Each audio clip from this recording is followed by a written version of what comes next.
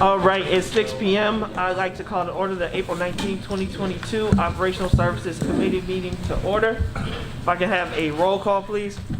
Ms. Hannah? Yes. Mr. McBride? Mr. Riddle? Yes. Ms. Callahan-Wozniak? Here. Ms. Leguizamo? Present. Ms. Gonzalez? Here. Mr. Ewing? Here, so we do have a quorum.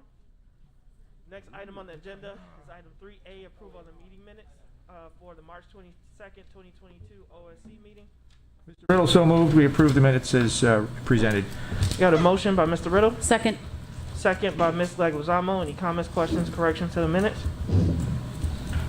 All in favor signify with aye. Aye. Any opposed, nay.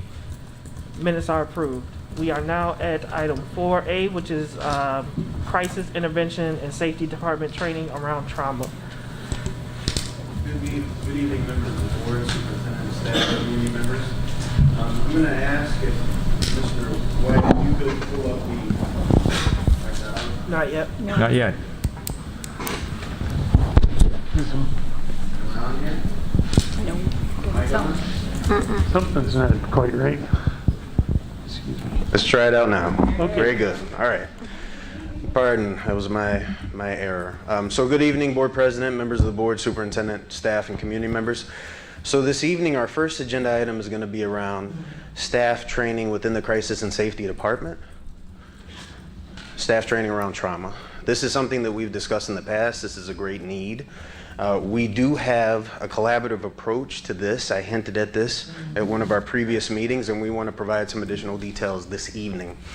Now, you'll see that our presentation is titled A Collaborative Response to Address Student Stress and Trauma Between the IFT and the Crisis and Safety Department.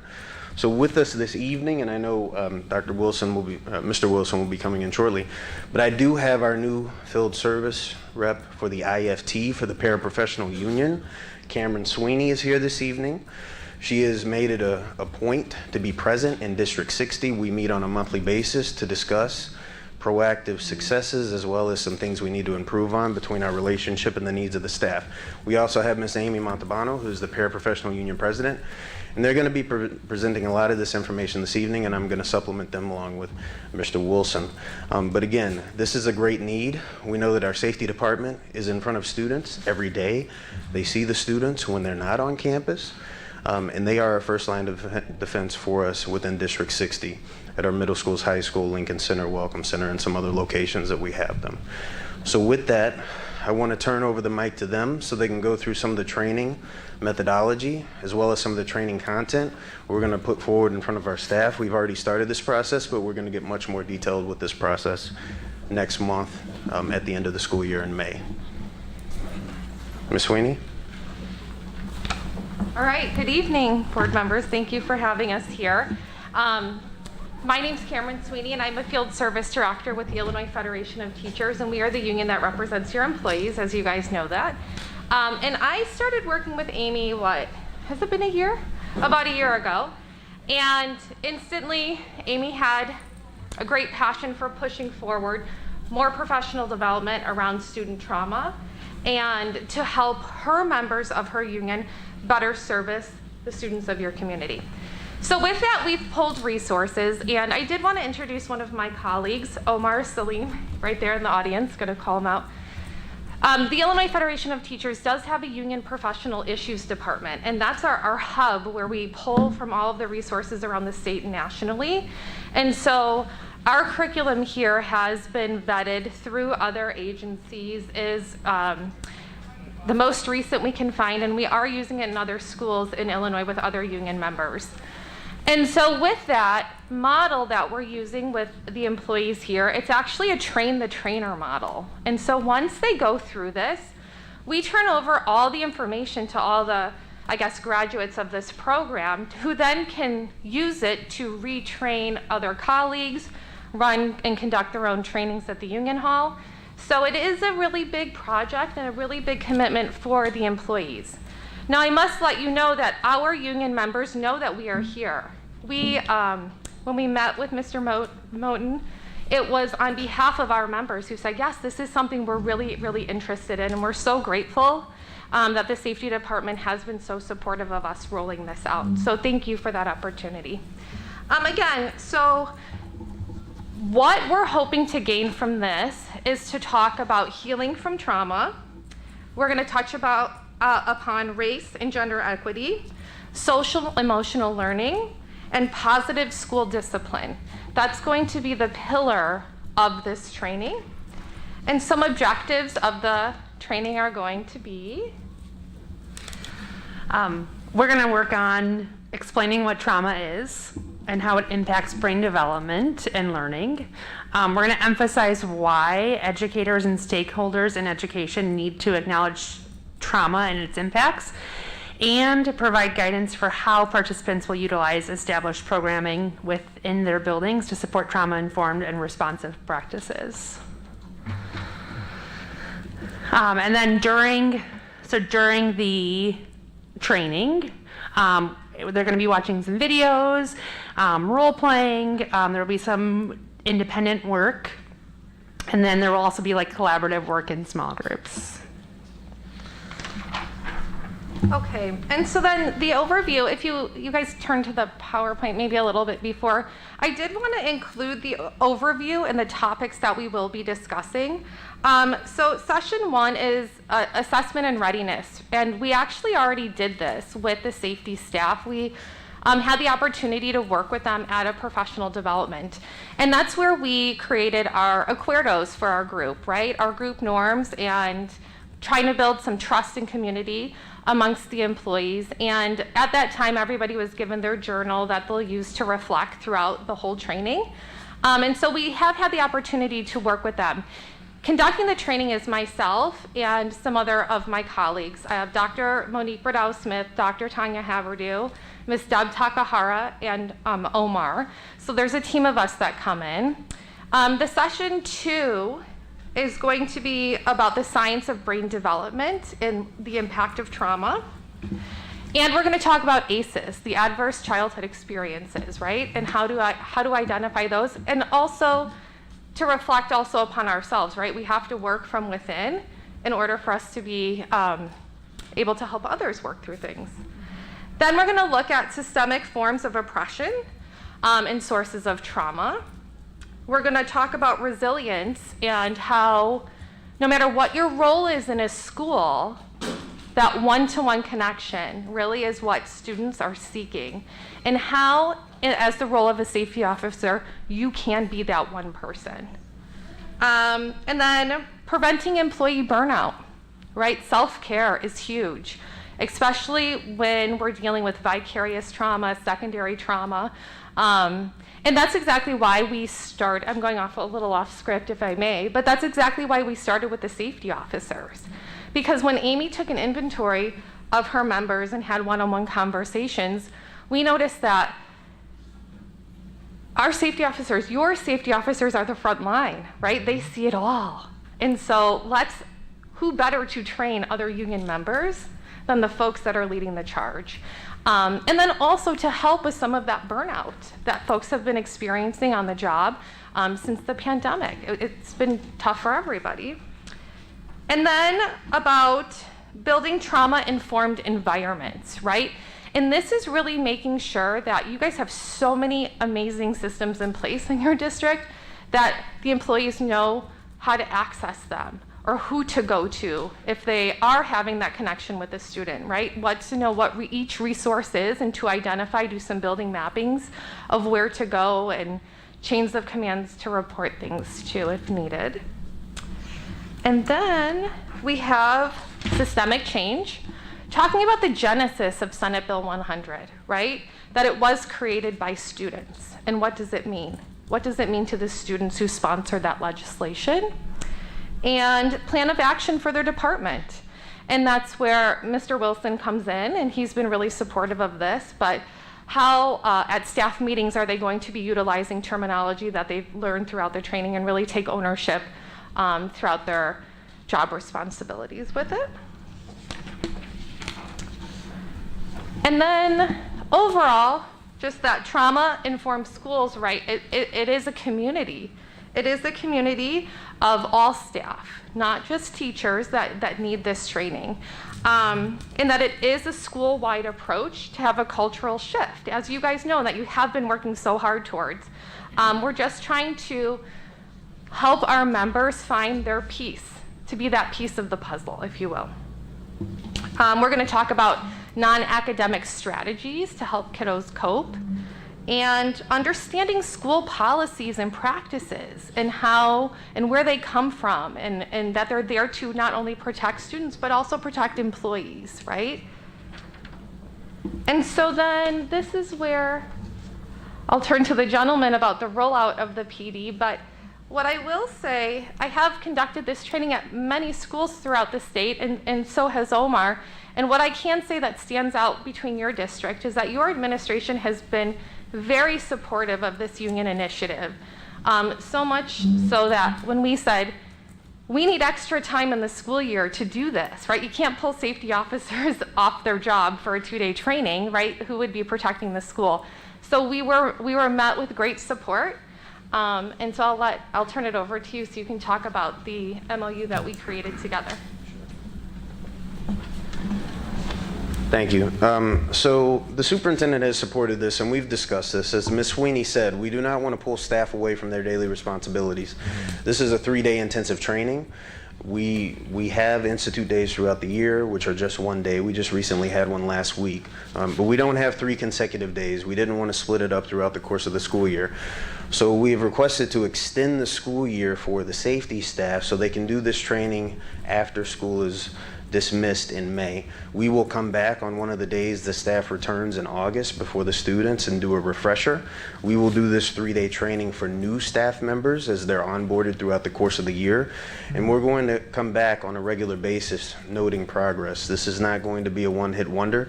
We need to make sure that this is sustainable and becomes ingrained in the fabric of what we're doing every day.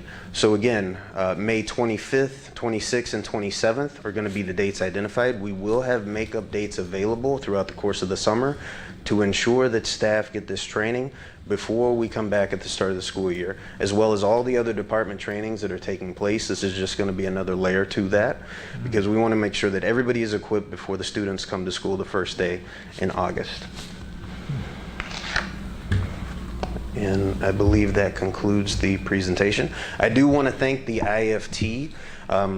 We have discussed at length as a district the need for this. We've done some of these trainings throughout. We have incorporated feedback and discussions with the equity and DL department as well, to get that input, to make sure that this is not a combative process, it's collaborative. We're complementing each other on these measures. This is a free of charge training from the IFT in collaboration with our staff, primarily we've worked with an individual within the equity department to build this out to make sure we're complementing one another.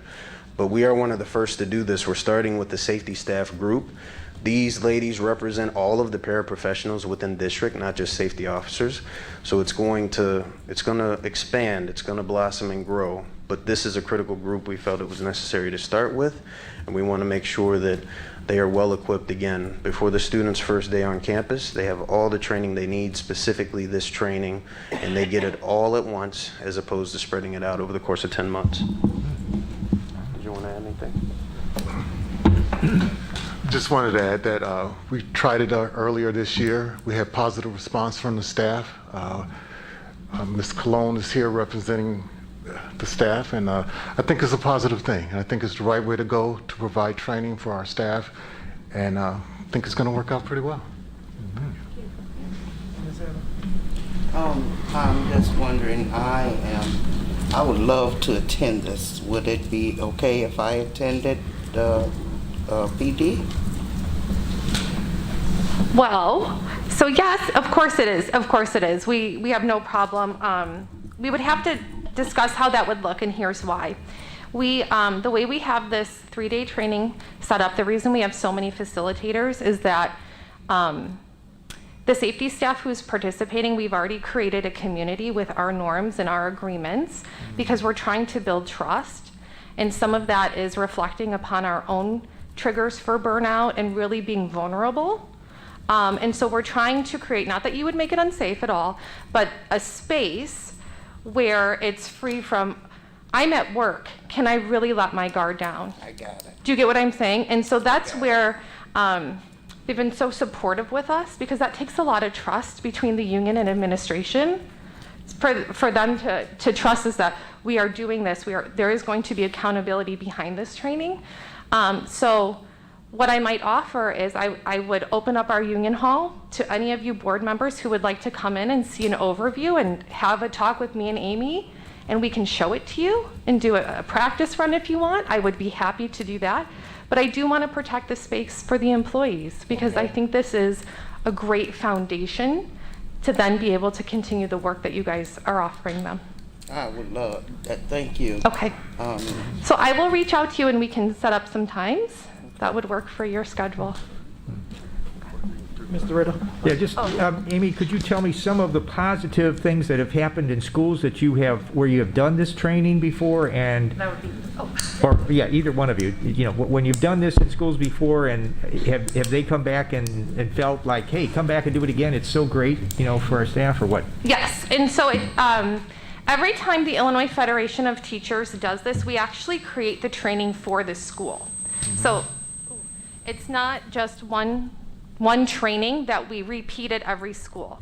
So when we do it at the schools, we sit down with union leadership and administration, like here, or an equity director or a superintendent, and we look at each individual school policies and structures to incorporate that, because it's unique to each school.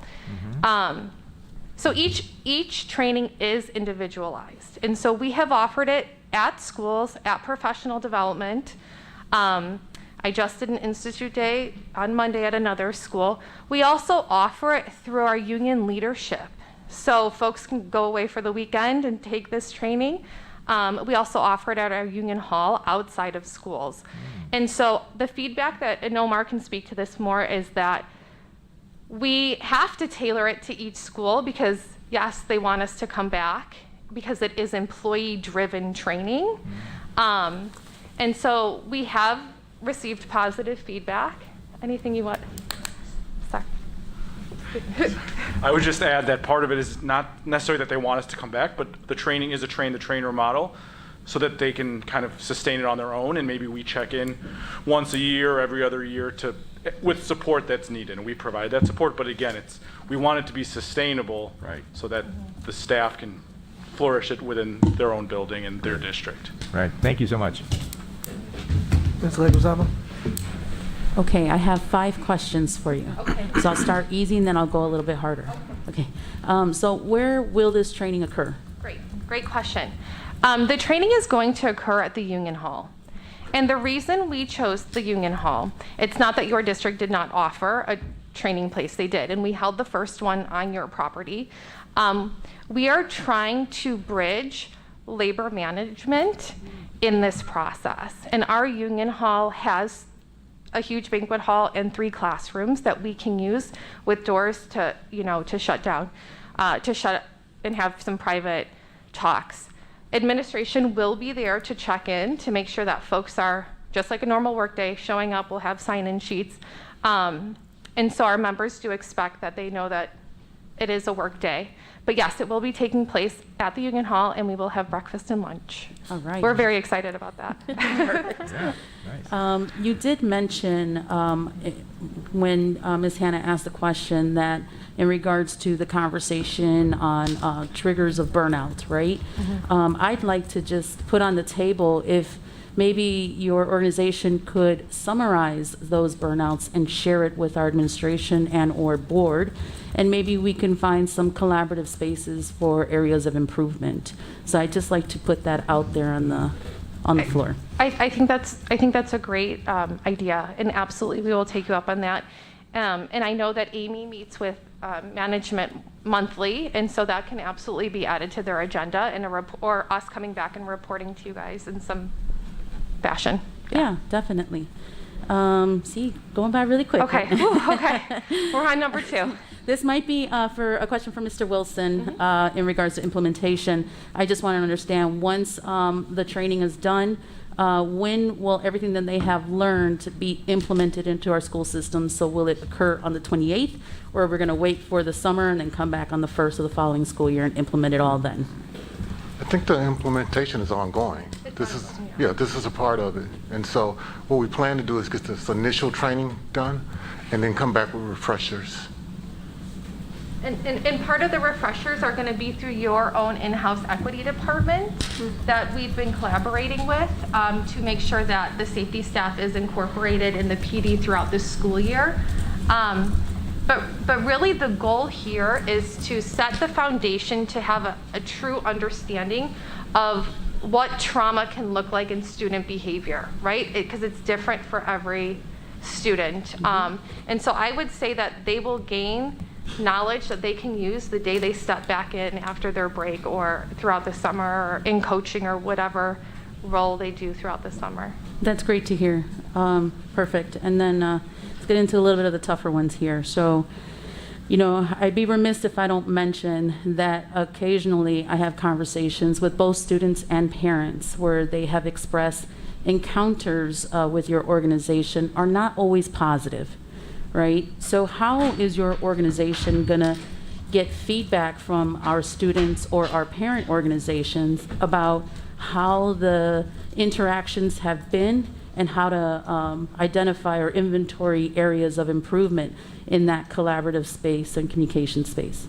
Okay, so can you repeat that? I'm Yeah. sorry. No, So you're saying that interactions with the Illinois Federation of Teachers have not been positive? Is that the question or the statement? With, you know, so students and parents have expressed not positive interactions with staff members.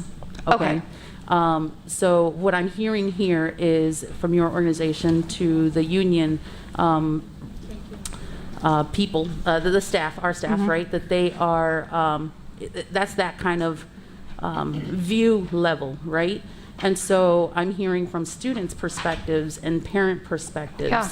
and I'm trying to understand how will their voice and their understanding of how their interaction with your reps, your representatives, our staff, With your can place. be Okay, improved. I Yeah, get. so just kind of, Yeah, that's do you guys incorporate the student Yes. feedback or parent Okay. feedback? So just trying to understand how you'll obtain that and how that looks in this type of training or future trainings, right? Because this is Yeah. all very new. So I'm just trying to understand how Yeah, that I think looks. I understand the question, and thank you for that. That's actually a great question.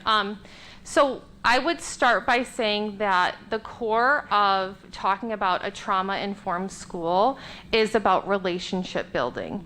And so if what I'm hearing, it doesn't matter if it's somebody in one of our bargaining units or any employee in any school building, if there's a negative encounter between adult and child, right?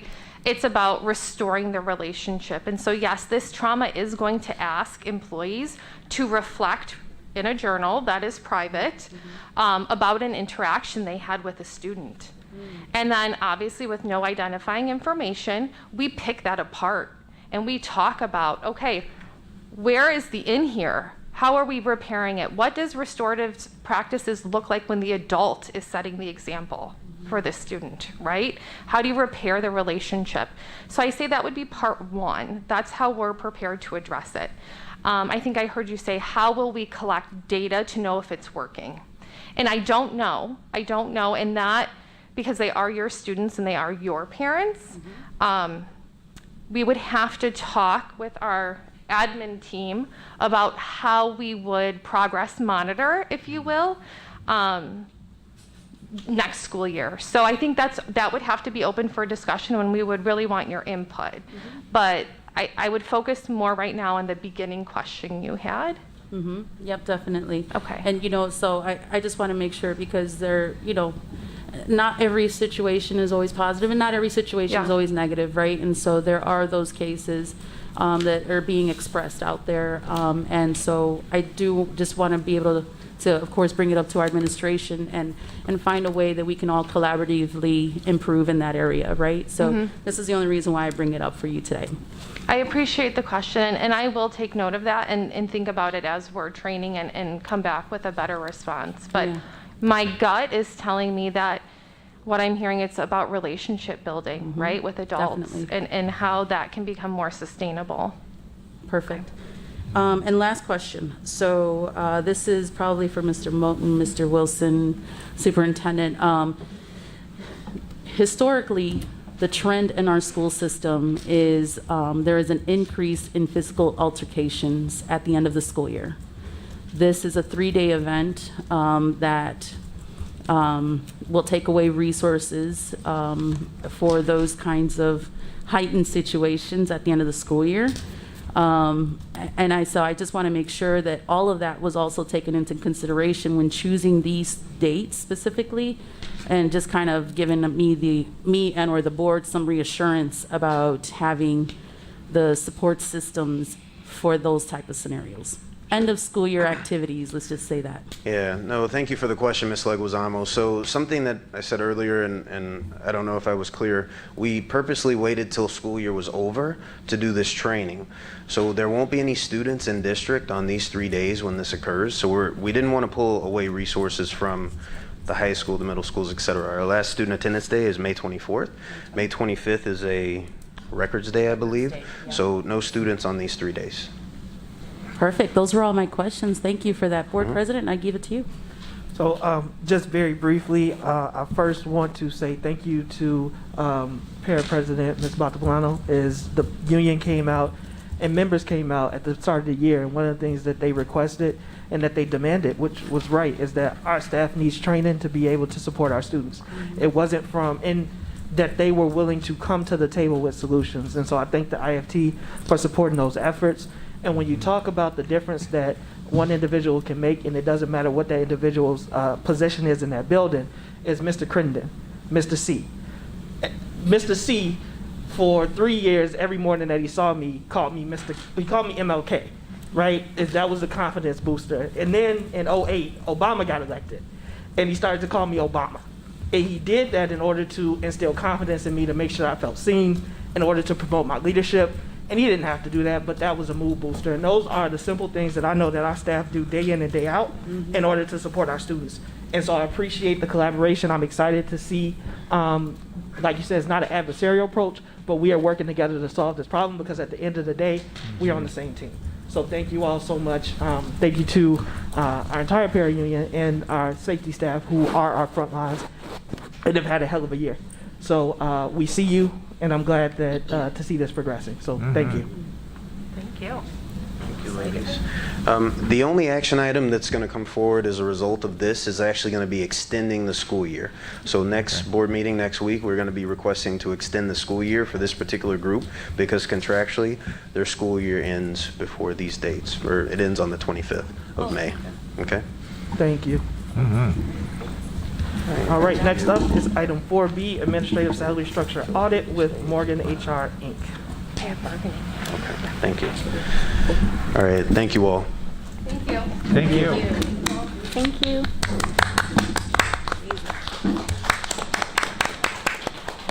Sounds great. All right. So our next discussion item is going to be the Administrative Salary Structure Review. We do have some representatives here with Morgan HR. They're going to provide an overview of this proposal.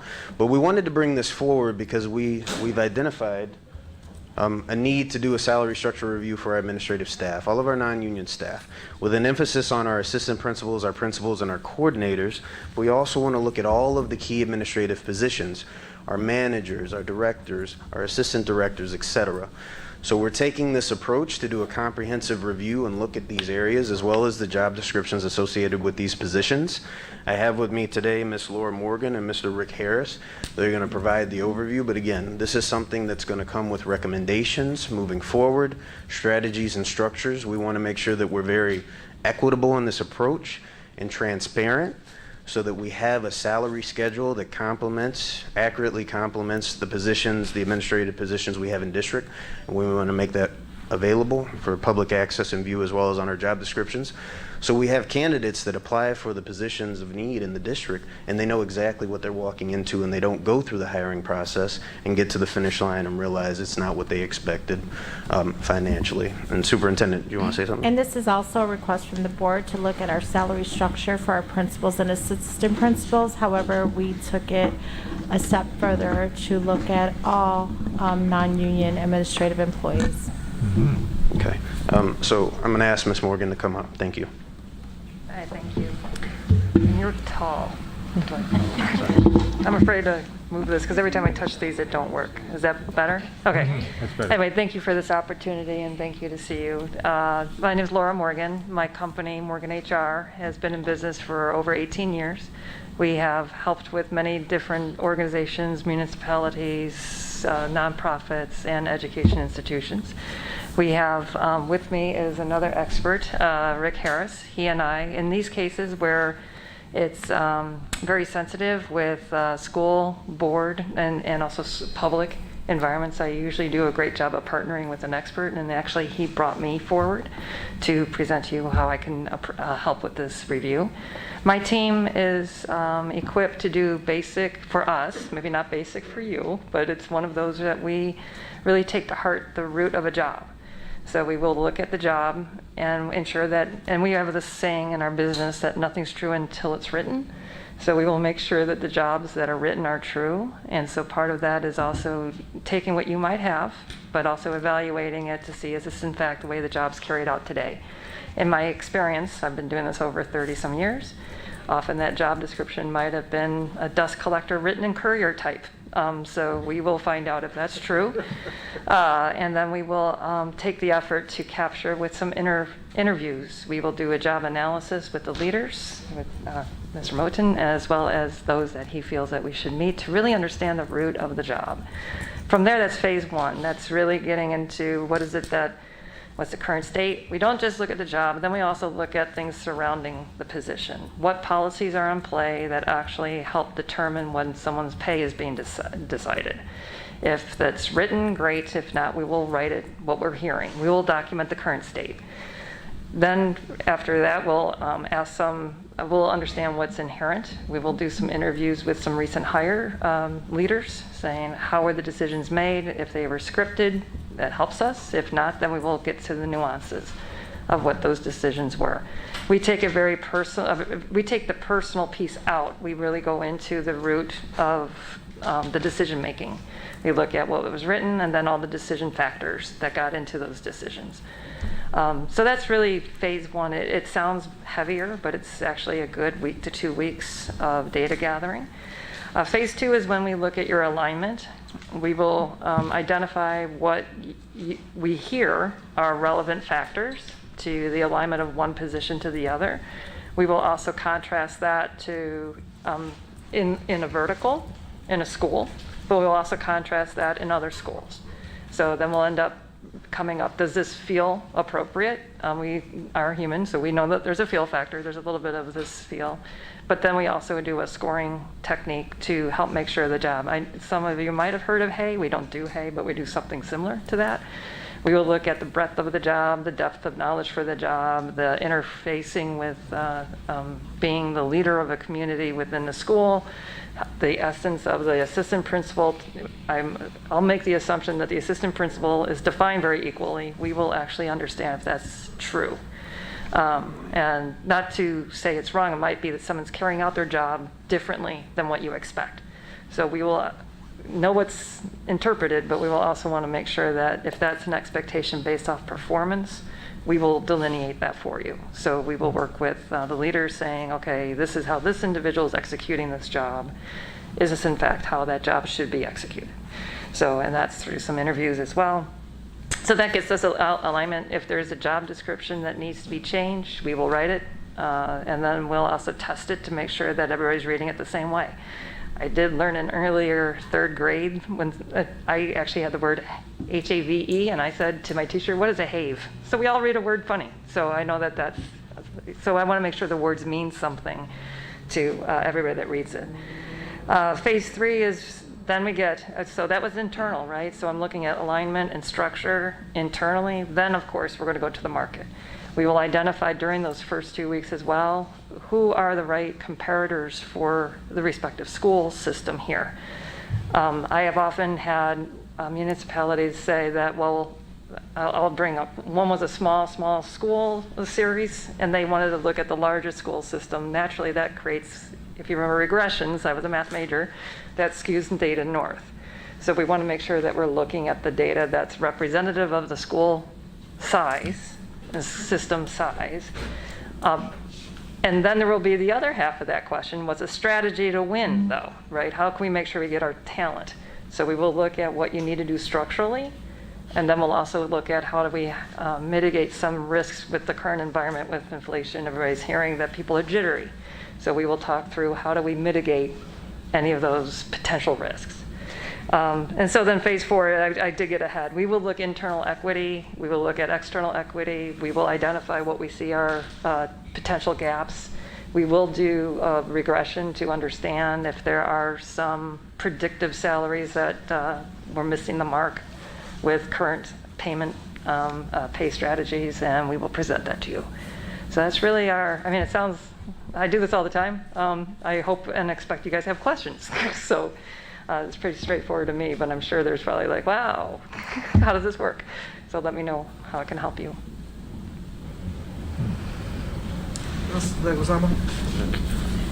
I definitely have a question. Yep. Just one though. You got off easy. No. I just wanted to understand, has your team identified how much of a role our own HR/payroll department will be working side by side with your organization throughout this project? That's a good question. We do try to take a partnership, make sure that, because we don't finish until we have the handoff for carrying on the implementation. So there will be at least a good descriptive way so that it can be upheld. I don't think you want to pull me back every time you want to make a hire. So, but we will absolutely have to make sure that the internal resources are equipped with documentation of how to handle the structure. So that I know, but I haven't met anybody other than, so. Yeah, so HR will play a heavy role in this, as well as the payroll, finance department. Obviously, as we go through this process, there's going to be a lot of things to consider. We are aware that there's been some change in methodology over the course of this with previous administration. So, but some individuals have been here for a lot of it. We need to make sure we're connecting the dots, because the recommendations are going to need to include all those people. If we take the recommendations and implement them, they need to fit within the current district structure, whether it's financially, personnel, staffing wise, et cetera. So HR and finance are going to play a heavy role in this specifically, but we're also going to, as they go through the interview process, include other individuals in the academics team, et cetera. Mr. Vukovic? Yes. As somebody that goes through a lot of school district records, including the minutes of closed meetings, I know at one of your meetings about a year and a half ago, one of you board members questioned the fact that this district seems to turn over or change the titles of people on a regular basis, and it's hard to really quantify. Because this year they were called this, and last year they might have been called this, and there's different duties that come and go. So it's been hard to track. So that's one thing that I think is a concern. And in your almost 30 years of it's older, but go ahead. Yeah. Thank you.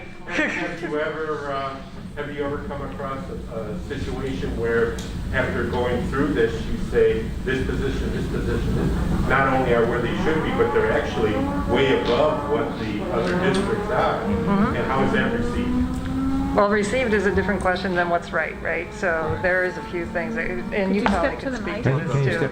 I can keep talking. All right, so good question. I do have that with, no matter what business we go into, we will always find that.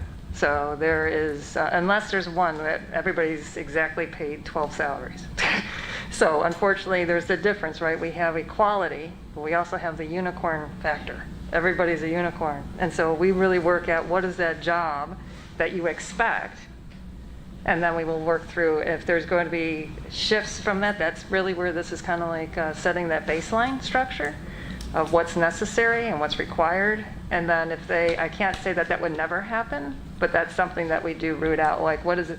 It happens. And then to mitigate it, that's really a strategy. So we don't want to necessarily, you now have a wonderful talent that's here doing something that we've now defined. We have to look at, is that job worth this much? And if it's not, then we might do things that we say we're going to freeze their salary. I very rarely have seen somebody take away. So there's emotion in there, right? So, but we would have to look at those things I have done, but there would have been another remedy to help that. So it might have been a buyout. It might have been something to say in 2 years, if you don't get promoted, that salary will go down. You know, there's other ways we can mitigate that, but it depends on the circumstances surrounding those original decisions, what was communicated. And so I might be going too deep. I love talking about this. Be careful. And usually that happens when organizations create jobs for individuals instead of creating them for the organization itself. That's when it happens. Right. I like him. I want to do something for him. I'm going to make up a job for him, and I put him in that job. Right. And it's really for him. It's not really for the organization. And that's when you usually run into that problem that you're talking about. But the remedy is exactly what Laura spoke to. And how do you identify that that's what happened? Well, that's another leadership challenge, right? So, but I think good workforce planning, it's nicer in the municipalities, I have to say. There usually is a rigor that's there. And so we honor and uphold that. When it comes, you see a lot more of that in corporate America. Yeah. So when you see companies with 457 people with 451 unique jobs, and I have seen that. So that's where, okay, and it's funny, someday I'll tell you, but it's a very public new museum in Los Angeles, if I could leave you with that. It was on the TV station a couple of weeks ago. So, but that's some of those uniquenesses that we try to prevent. And it'll come out, and a lot of that'll come out in the interviews too. Mm-hmm.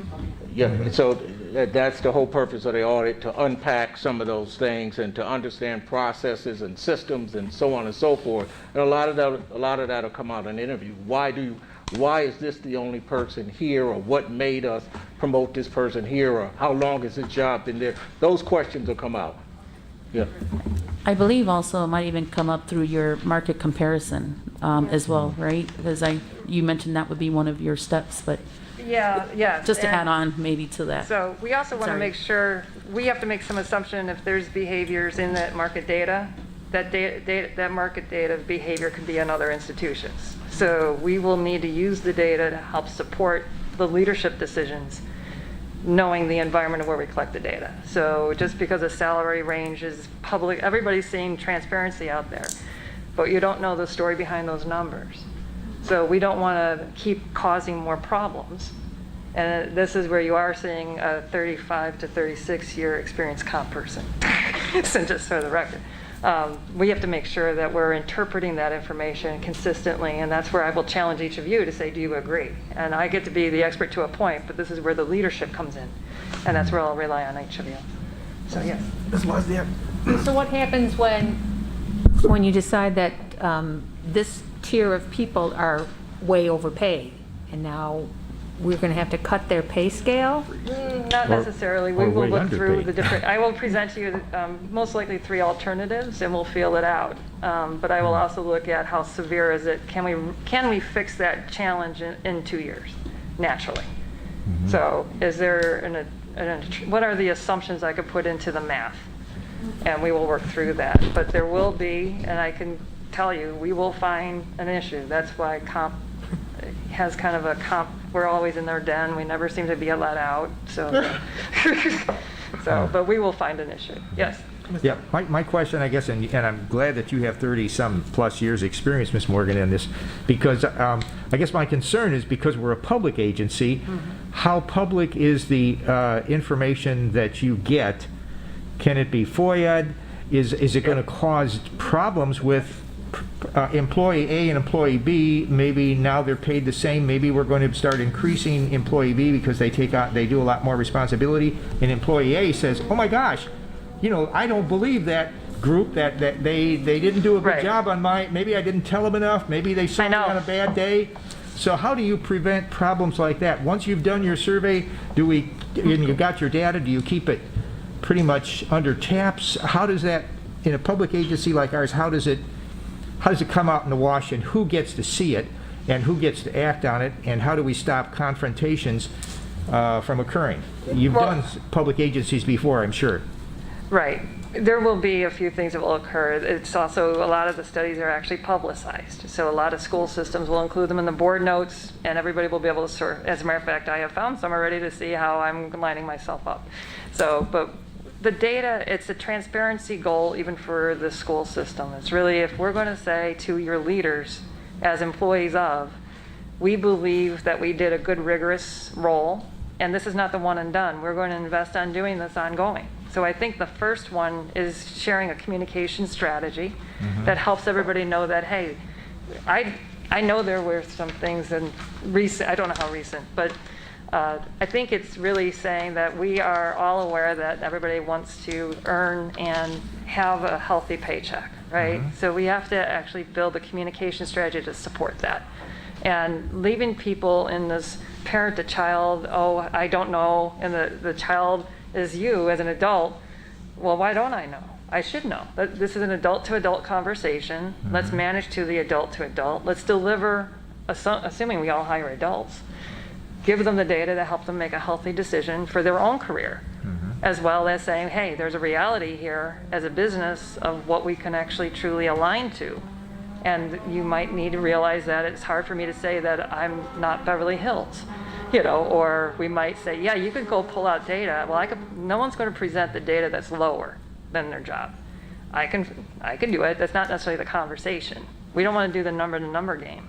We want to say, this is what we feel is right, and this is how we stand by it. And it's really the hardest message that get every leader to say. I feel you're welcomed. And if we can get that kind of communication out comfortably and have the data, but the data is not the only answer. The caring of the leadership and the decision on their performance and the decision of where they fit is really the other half of that conversation. So, thank you. And I doubt if we're going to find a whole bunch of people overpaid. You know, that very seldom happens in these. It may, but I think the bigger thing for the board is you might find that there's some people that need equity adjustments, and at the end of the process, we may come up with an aggregate figure that we present to the administration for consideration and for them to present to you. So I think that's usually what boards are more concerned about, more so than people being overpaid. And I echo Laura's comments as it relates to transparency, and a lot of the stuff people can FOIA, this, that, and the other, but I think that's what's missing a lot in school districts and in public forums and so forth too. Anyone that works here would want to know, what is this job paying? What is the minimum? What is the midpoint? What is the maximum of whatever job you have within this organization? And I don't know if we can do that today. But when we're done with this process, then you'll be in a position to do that as we hand that off to HR. Ms. Bidner? So would you, when you're looking at like the salary, let's say of an assistant principal, would you look at the tenure of someone working already in the district? Because I know that has been an issue with a lot of our people that are under teacher contracts that have their type 75. It would actually be a huge pay cut for them to take an assistant principal job.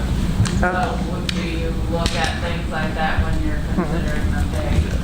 Yes, we have, our regression will tell us actually, I mean, if anybody's a math major, I would, so I was originally, the numbers will also share with us what the decision leads, the heaviest correlation, the coefficient will let us know what's been driving the pay.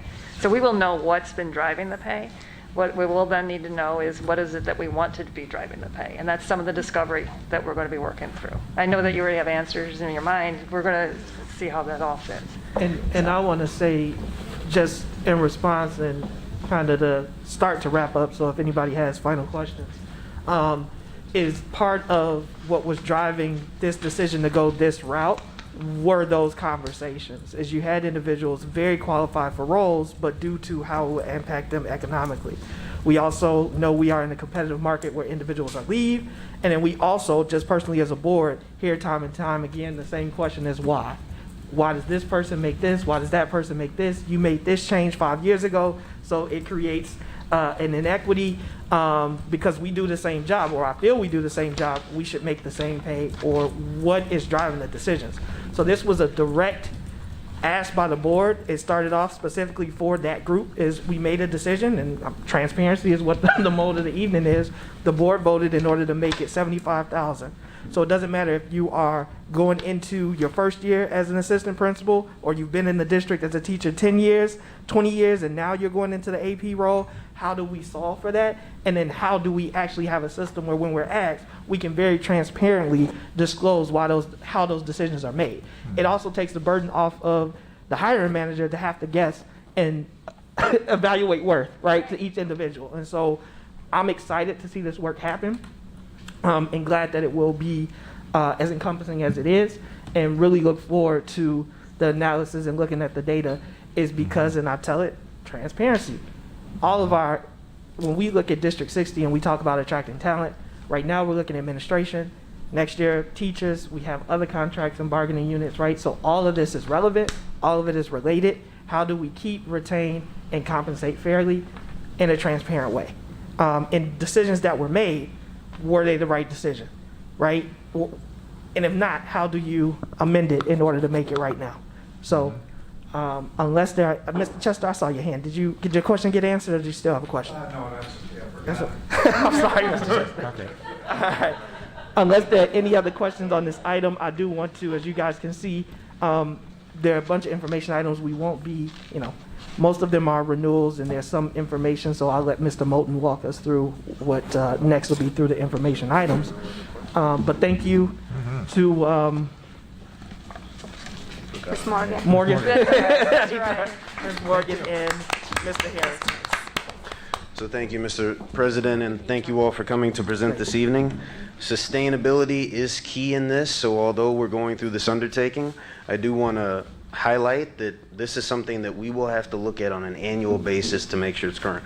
Maybe not do this overall broad scope of work, but when we talk about salary ranges and structures, we need to look at it annually. There may be some years where there are no adjustments or tweaks, but obviously what is developed now is not going to be comparable 10 years from now. So we do have intent to do that on an annual basis if we're able to take the recommendations and implement. So as the board president said, we have several information items. We do have staff members and other vendors, et cetera, in the audience that are here to answer questions if you have them. If there's any agenda items you would like us to highlight specifically, we can certainly do that. The first, go ahead. Well, let's start with the first one, preferred meals. Why a nearly 15% increase when food prices are only going up 5%? Thank you for the question. So the first item for the preferred meals emergency extension, we do have a significant cost increase for food products as well as paper products, et cetera. We did an emergency adjustment this current year of about $330,000 for the spring semester because of those cost impacts. We have seen that there's a need to do a one-year extension, difficulty doing bidding right now. Some vendors are having difficulty procuring materials. Preferred Meals has been an excellent vendor for us. We have provided a draft annual review. We're going to come back to this in June, but just wanted to denote some of the great work that they have done as they've been with us for the last several years. But the cost increase is for their cost, whether it's staffing, contractually, they're an SEIU staffed unit, but they also have significant cost increase. So we just want to make sure that it's not costing them to support the district in providing food service for us. Ms. Hannah. Will the And I'm sorry, Ms. Hannah, can you speak into the mic just for the people that are online? will the food quality, because we've heard it from our students, will that quality increase in terms of the food that's being served to the students? Thank you for the question, Ms. Hannah. So we are a CEP, Community Eligibility Provision District. So the food that we receive is in response to that USDA National School Lunch Program. So the food quality is always something that we monitor with quality control. I know that in the past, and this is something that we've talked about implementing moving forward, re-implementing, is doing the quarterly check-ins with the student advisory committees, particularly at the high school and middle school level, where they would taste test the current products that are served on the line. They would taste test new products that are proposed to come forward as we update our menus. So the food quality is always something we're tracking. If there's concerns with food quality, we'll certainly look into it. But the menu items and the products that we're serving, there is going to be a level of consistency there, but we are going to incorporate new menu items as we move forward, as we have done in the past. There was something in some new recent legislation regarding the food that was served, and so I suggest that that information is looked at so that it would be able to be mirrored with our food service, and it was regarding a higher quality of food. And so you guys should look into that. Thank you, Ms. Hannah. One of the things, and again, having two kids, one in elementary, one in middle, that we look at and what I hear about often is lunch.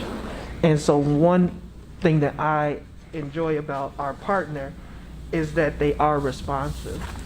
One of the issues that we had with a previous vendor is when there were issues that came up, as there will be, that we weren't necessarily getting the responsiveness or the willingness to change where we have with this vendor. So I do, to Ms. Hannah's point, we always want to be monitoring it. I loved when we got student voice and input from what was being served.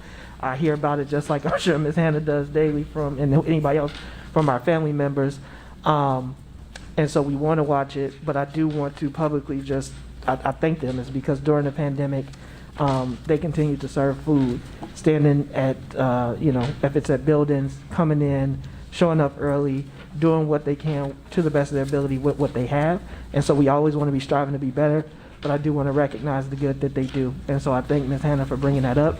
I do I would ask that the administration look into, I'm familiar, if I'm not mistaken, it's the lowest responsive bid, right? Just because it's the lowest, they're now given the option to also look at the quality. And so that'll be something that we may do. But based on where we are in the school year, based on where we need to be in preparation for next year, I would support this. And based on the responsiveness that we've had from our food vendor and their willingness to make corrections when and if there are issues. Thank you for the comments. So we certainly will take the feedback and explore that, incorporate some items for next year as well as moving forward when we do the RFP process again. And you actually have the opportunity to thank them directly because the ladies are here this evening. Ladies, if you could stand up. Our preferred meal staff is here.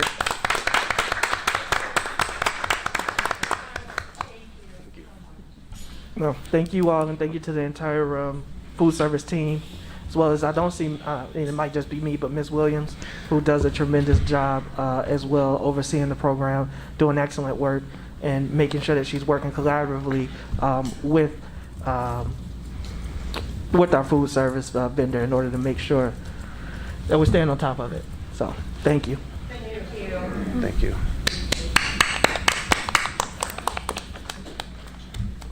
All right, if you want to continue, Mr. Moulton. Sure. So the next agenda item is the amended school calendar. We did put a copy of the calendar on the agenda item. We met with the calendar committee on March 16th. This committee meets every time we adjust the calendar. So we did it during COVID. We have a 3-year calendar. We are recommending for next school year, which is the 3rd year of the current 3-year calendar, to add November 8th, Election Day. That is a legal holiday now. So that is a non-student attendance day. And spring break is going to go from the week of March 20th to the week of March 27th. So we surveyed the staff. We had all the bargaining units within the calendar committee, so the staff at the committee, as well as looked at some other neighboring school districts to look for consistency in our spring breaks. This will give staff almost a year in advance, if they already planned spring break for next year, to make modifications to their plans. We'll work with the individual staff members that have conflicts on that. But we are recommending these 2 changes for next school year. And then the calendar committee is going to meet again next spring to discuss if we want to stick with a 3-year calendar, do a 2-year calendar, 1-year calendar for those following years starting in 2023. And I want to, and I'll let you go, Ms. Hannah. I want to commend the teacher advocacy for this, is they were looking at attendance rates and other things related to our difference in spring break compared to the district around us. And I thank you for the administration and the calendar committee for being responsive to those concerns, to make sure that we are providing, as we're making it convenient as possible as we can for our staff as well as those, our students, right, so that they have educators in front of them. Ms. Hannah? Yeah, I just want to actually go back to something that the students came at the last board meeting and asked about graduation, and if it is going to, are we going to put our graduation back for one day, or are we going to still keep it 2 days split? We're not ready to answer that, Ms. Hannah, but Nick is working on that right now. Thank you for that, Ms. Hannah. Next up is... Quick question. Sorry, go ahead, Ms. Lepisano. Thank you, Board President. Mr. Moulton or Mr. Alajakis, I know that I had just sent a quick question, and there's probably a few community members on YouTube Live that'd like to hear a little bit about the question, which is potentially adding on the assessment calendar to this calendar. And I know Mr. Alajakis just showed me the assessment calendar, which happens to be 3 pages long. It is available on the website. And it is, if you search the term assessment calendar, that is available out there. And that assessment calendar, what that is a list of our district-wide tests and which grade is doing what test at what time. But I just kind of wanted to point that out a little bit and just kind of talk about that a little bit. But even ask as board members that maybe what we can probably do is also include it in the parent-student handbook.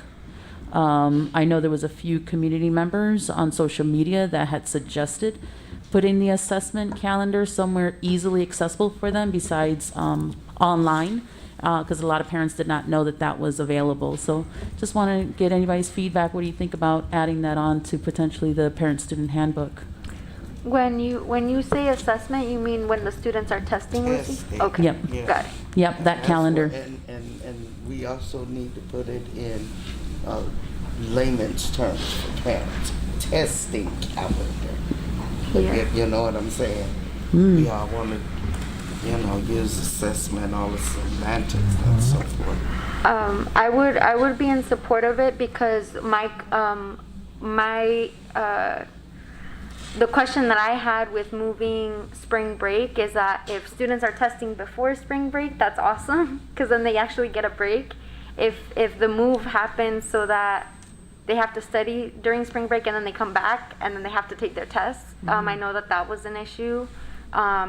So if we can have that testing calendar in addition to this move, that way the students know going into next year, when do I have to, buckle down, and then that way they have more of an advantage to actually rest during that break as opposed to come back and have to take the test. Great point. Yeah. Yeah, I mean, I don't think that would be a difficult thing to do for administration. Again, when we talk about the handbook, it's a long document now, right? Parents, are they just signing? As a parent, am I just signing off on it? And and I was on the committee, so I think that it's a good place. I think it's more so just making sure, especially because it's specific to kind of the grades, is instead of having just one global document, is that each school be able to communicate it early on to our parents. So I'm not opposed to putting it into the handbook, just another 3 pages in the handbook. Is that the effective way to communicate the testing calendar? Yeah, definitely. So. And maybe superintendent, maybe something at an orientation level for our principals. Maybe they can add that on to their discussion topics.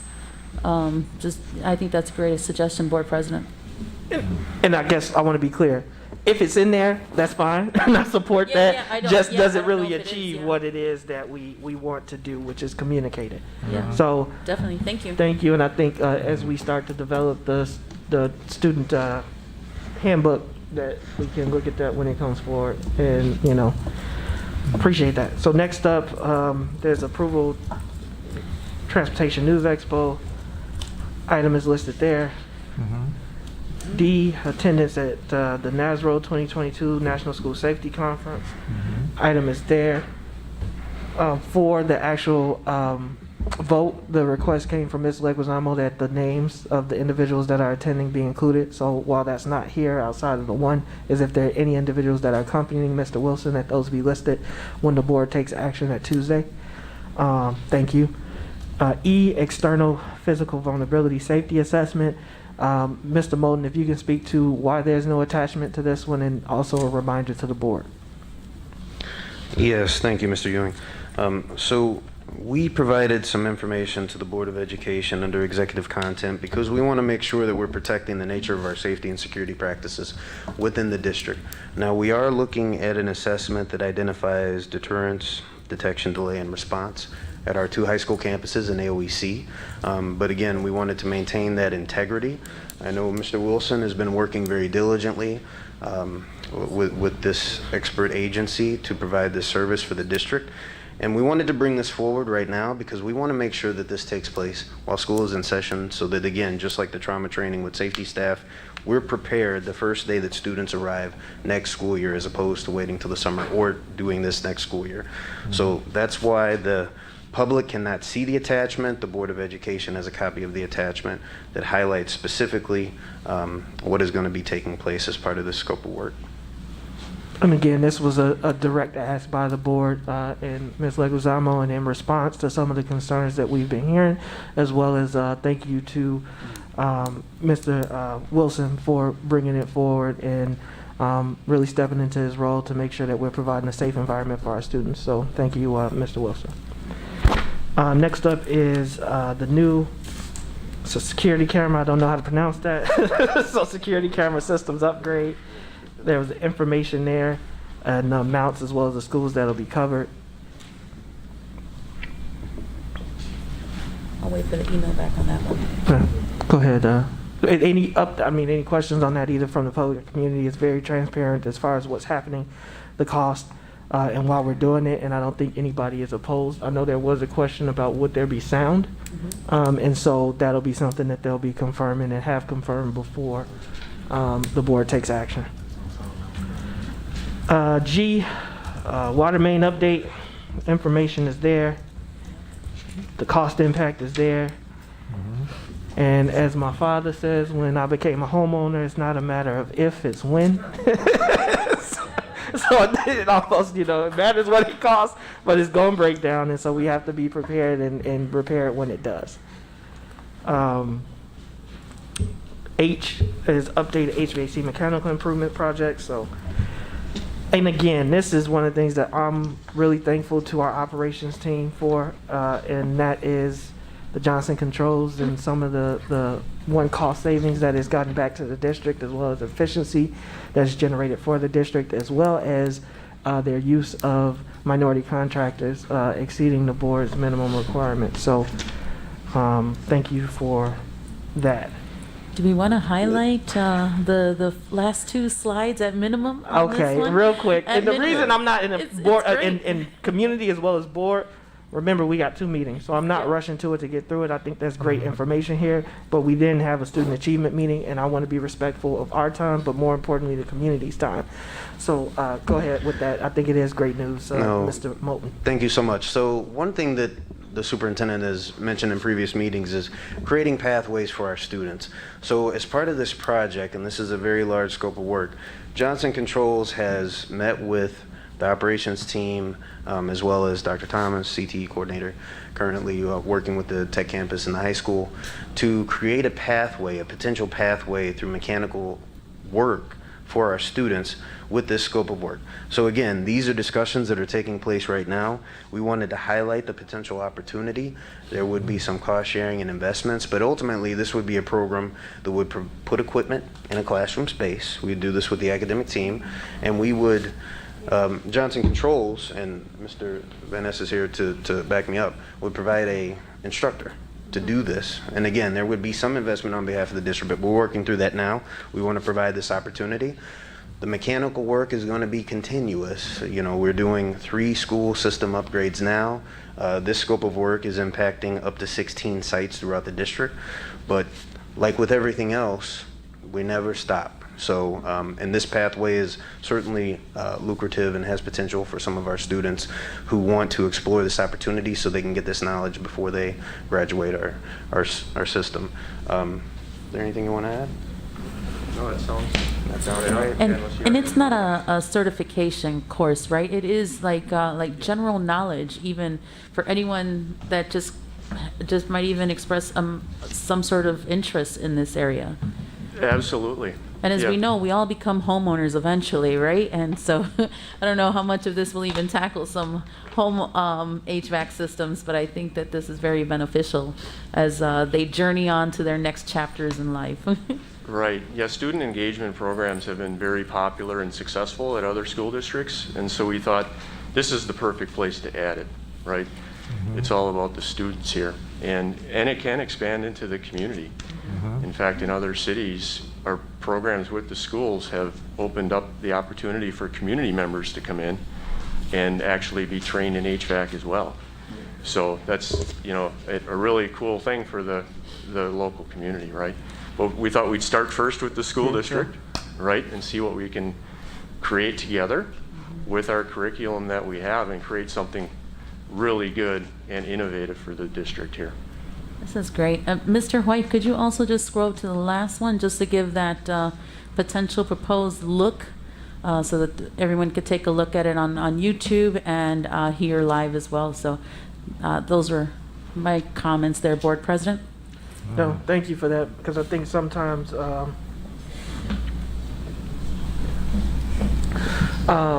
sometimes with that, you know, we're getting through it, but I do think this is to highlight the work and the partnership between the district and Johnson Controls. So this is awesome. I like what you said about the community. My mind started going, so before you mentioned it, I said, what can we do for our community? When we talk about as a board, getting the community involved and benefiting from, one, the information, but also the projects, we've heard it time and time again, is we want to give access and opportunity. So thank you for the presentation, and thank you for the work that's being done, and thank you for this creative approach and collaborative approach with the district. Good. Thank you, Board President and Board Member Superintendent. I never really introduced myself. I'm Jeff Van Ness from Johnson Controls. I'm your account manager. Daryl Baker is in the audience here too. He's our operations manager, and he does all the work. Right. So, so thank you very much on behalf of Johnson Controls for your partnership, and for LeBaron, Kevin, Jim, the principals and all the staff at all the schools have been so supportive of everything we're doing. So it's been fantastic, and we appreciate it. Thank you. Thank you. Thank you so much. I'm chuckling because, as you know, Johnson Controls was like a thorn to me for a long time. And now I am seeing some return, honestly. Ms. Hannah, I appreciate that. And that's what we're here to do, is partner with you and really make some big improvements here with your staff in the community. So thank you. Thank you. Thank you, Ms. Hannah. Right. What we have now is I replacing the intercom system at Andrew Cook. Again, it's there. The cost self-explanatory. North Elementary School sound system, which is interesting because I hear it very, very loud from my house. So, but I'm sure it's old and it is time for replacement. So it's okay. K. Miguel Juarez Media Center furniture purchase, I think is there, and again complements the work that we're doing over at that building. Hyde Park Elementary furniture purchase does the same thing. North, John Lewis, and pocket tables for gymnasium. I know that Miss Leguizamo was a fan of these, and I'm glad to see them expand into other schools.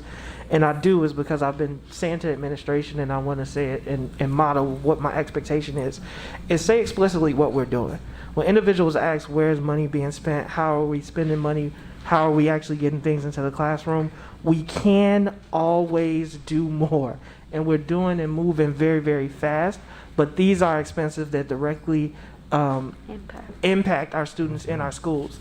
And thank you to the teams, because I know it's a lot, and there's kind of been an unofficial model that we've been talking about, and that's every building touched, every student benefiting, and there has to be some level of change at each building in order to make sure that not only are we addressing the academic needs, but we're also supporting the physical plant of our building. So thank you.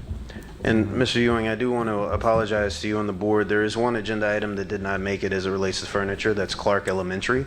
So I did want to put that on the board's radar. We will be, when we come forward for action for these items, we will come forward for Clark as well for student furniture replacement.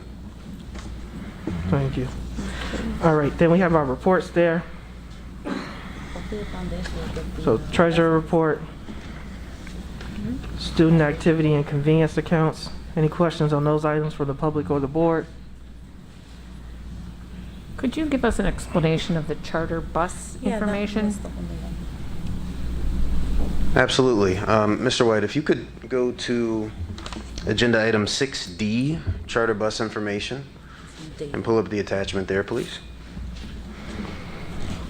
So at a previous OSC meeting, Mr. McBride asked about charter buses. So we wanted to provide some information. We do not have a recommendation this evening, but we wanted to provide the information because this has come up in previous meetings, not just the last meeting, but prior to COVID. So we wanted to share with the board that since the last meeting, we contacted 9 school districts and we asked them if they rented or owned a charter bus. That was Grays Lake, Lake Forest, Lake Villa, Libertyville, Mundelein, Stevenson, Vernon Hills, Zion, and Warren. None of them own a charter bus, but we got a breakdown from some companies that provide that service on what their rates are. Hourly rates, and whether it's a coach bus or a limo service, they all provided various options, $850 an hour, $800 an hour. That's for up to 5 hours, as well as having a driver support that. The purchase for a new bus, and this is somewhat consistent with what we've done. The new means probably no more than a 5-year-old bus with a certain amount of miles, so it doesn't mean brand new off the lot. However, that could be an option. We don't want to purchase a 20, 30-year-old bus if we were going to explore this.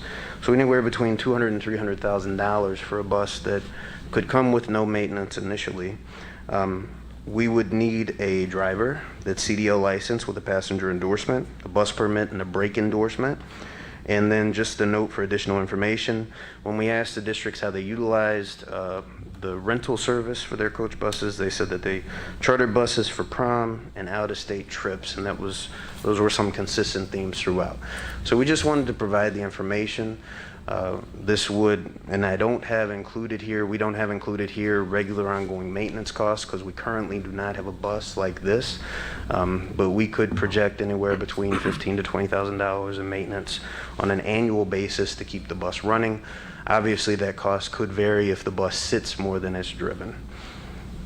So a driver, a new bus, and then ongoing maintenance. So this is just informational, no recommendation. If the board has a recommendation, please express it to the superintendent. We'll take next steps from there.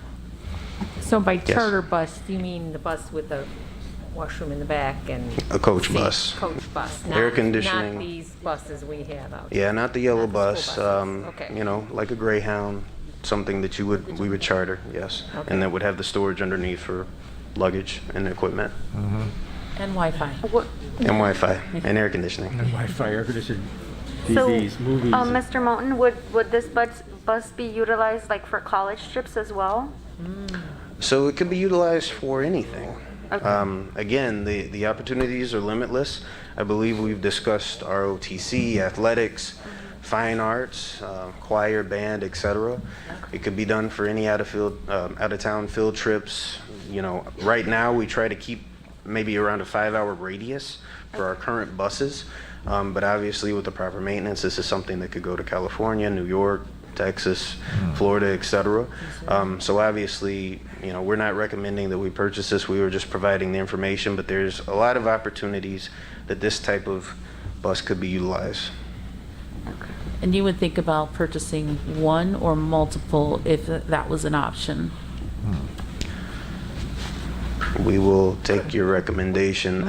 Just because okay. because we also have to consider capacity. So if we're taking a large group of band students, they're probably not going to fit on one bus. Right. So somebody's going to be on the yellow bus, or we would have to charter if we only had one of these buses. So again, it would depend on the use and making sure that we were providing the same opportunity for all the students that would be using this mode of transportation. Yes. So what's the advantage of a charter bus over a yellow bus? The amenities. The amenities, Yeah, the amenities. less people. It's more comfortable, especially Okay. on longer travel. It's more comfortable. Okay. Okay, well, I think that if we can make sure that we have a printout from Mr. McBride. Sure. Thank you. Last item is the ComEd Energy Efficiency Incentive Phase 3. Again, information is there, total incentives received, and that's the cost savings, so $471,280.29. That paid for the bus. Well, actually, if I could clarify, so these are the incentives received. So this is the value of the work, not necessarily the immediate cost savings. So this is the value of the work we're going to pay out of pocket. But yes, the weather stripping on the doors, they were actually here right downstairs today, putting the weather stripping on the doors. This has touched all the buildings in district, and then the smart strips, power strips, plugging in computers and other devices. They went throughout the whole district, every location they could access, and changed those out. So Mr. Kruckerberg is in the back of the room. He has done an excellent job, as well as his team, applying for any and every energy efficiency opportunity that's been made available to us. And ComEd is always very responsive in approving of our request. And who would have thought weather strips is a significant impact, but we get drafts throughout doors. So it's, we have cost savings, but it's also about comfortability for our staff and students in the buildings. Every little bit helps. So thank you, he ran out. Thank you, Mr. Kruckerberg and your team. This is going to be something that is going to have an impact for years to come. That's great. I did send a question to the organization in regards to light switches. Oh, there's one of those smart ones. Yeah, we have a sample of a smart strip. Miss Hannah likes samples. Got a couple of those. I got it. Yep. What are the different colors? Oh, Mr. Kruckerberg. Over to the mic. Okay. All right. They look just like the plugs at your house. However, they're smart ones. We plug the computers into the first outlet, and it's a control outlet. 2 monitors, a set of speakers, maybe something else that's attached to your computer. When you shut your computer off, all these automatically shut off. Saves about 15 hours of power every day from people leaving their monitors on. Wow. These are unswitched so that you can plug in other things that you don't want to automatically shut off. ComEd provided these and paid a contractor to go door to door and install them under everybody's desks. So this is one of the improvements that they gave us. Should save thousands in energy savings over the years. I hope you like them. What were these? Can you buy them from you can? Oh, yeah. Commonwealth Edison provided for you gas. Free? Yes. Yes. Yes, Claudia. Right. You can also get them very discounted from ComEd, from your bill. And they'll also look at your light bulbs. Yep, they give you light bulbs. Swap too, those yep. up. Thank you. Great. Thank you. Very nice.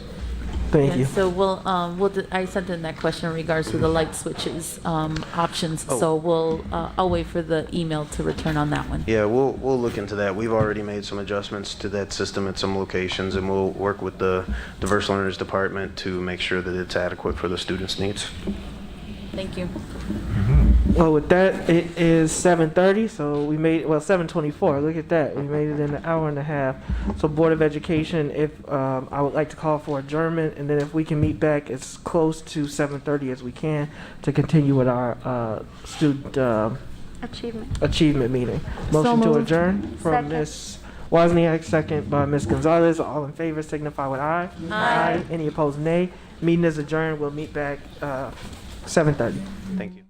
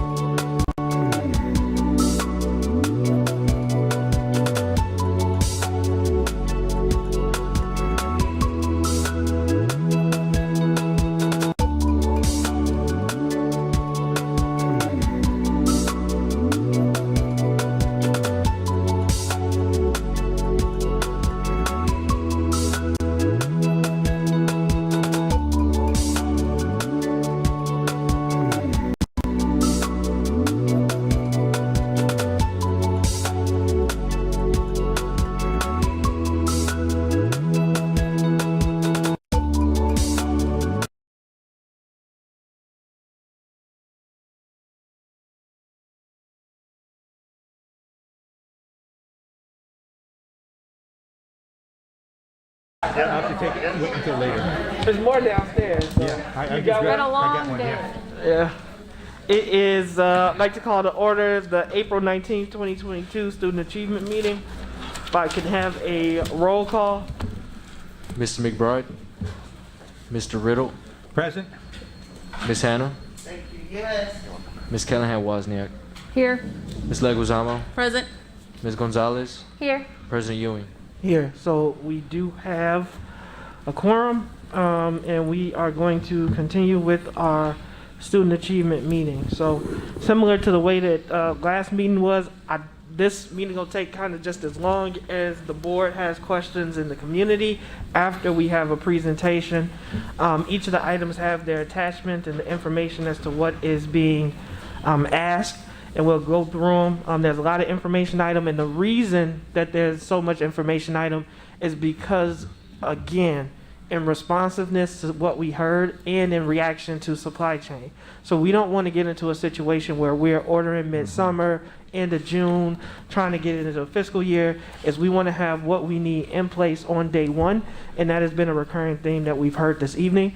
So next week's consent agenda, while lengthy, will consist primarily of, or the plan is, it hasn't been fully baked out, but the plan is that it will consist of primarily, renewals, but it's going to be long. So orders and renewals, and we want to take those in one action. So I'm going to ask the board to please, review it, get those questions in after tonight, get those questions in, this weekend if you have them, and then be prepared to act or very efficiently if there's any items that you want held over and voted on separately. I know what those are, and we will be able to accommodate before we get up here and then start having that conversation. So with that, item 4A is the Network for College Success Partnership. Dr. Note. Thank you, President Ewing. Good evening, Superintendent, board members, members of the community, as well as colleagues.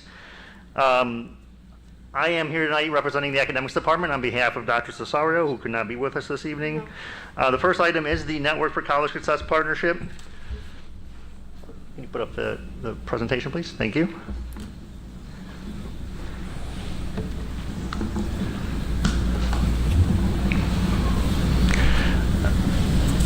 There should be a slide deck, Lee, in that one. I don't think that one was the first.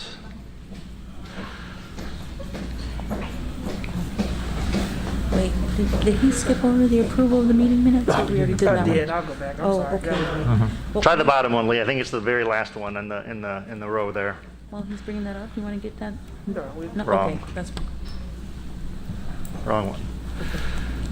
The last, the fourth one.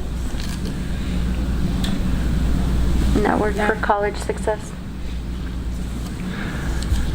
That one. Yeah. Okay, there we are. Thank you.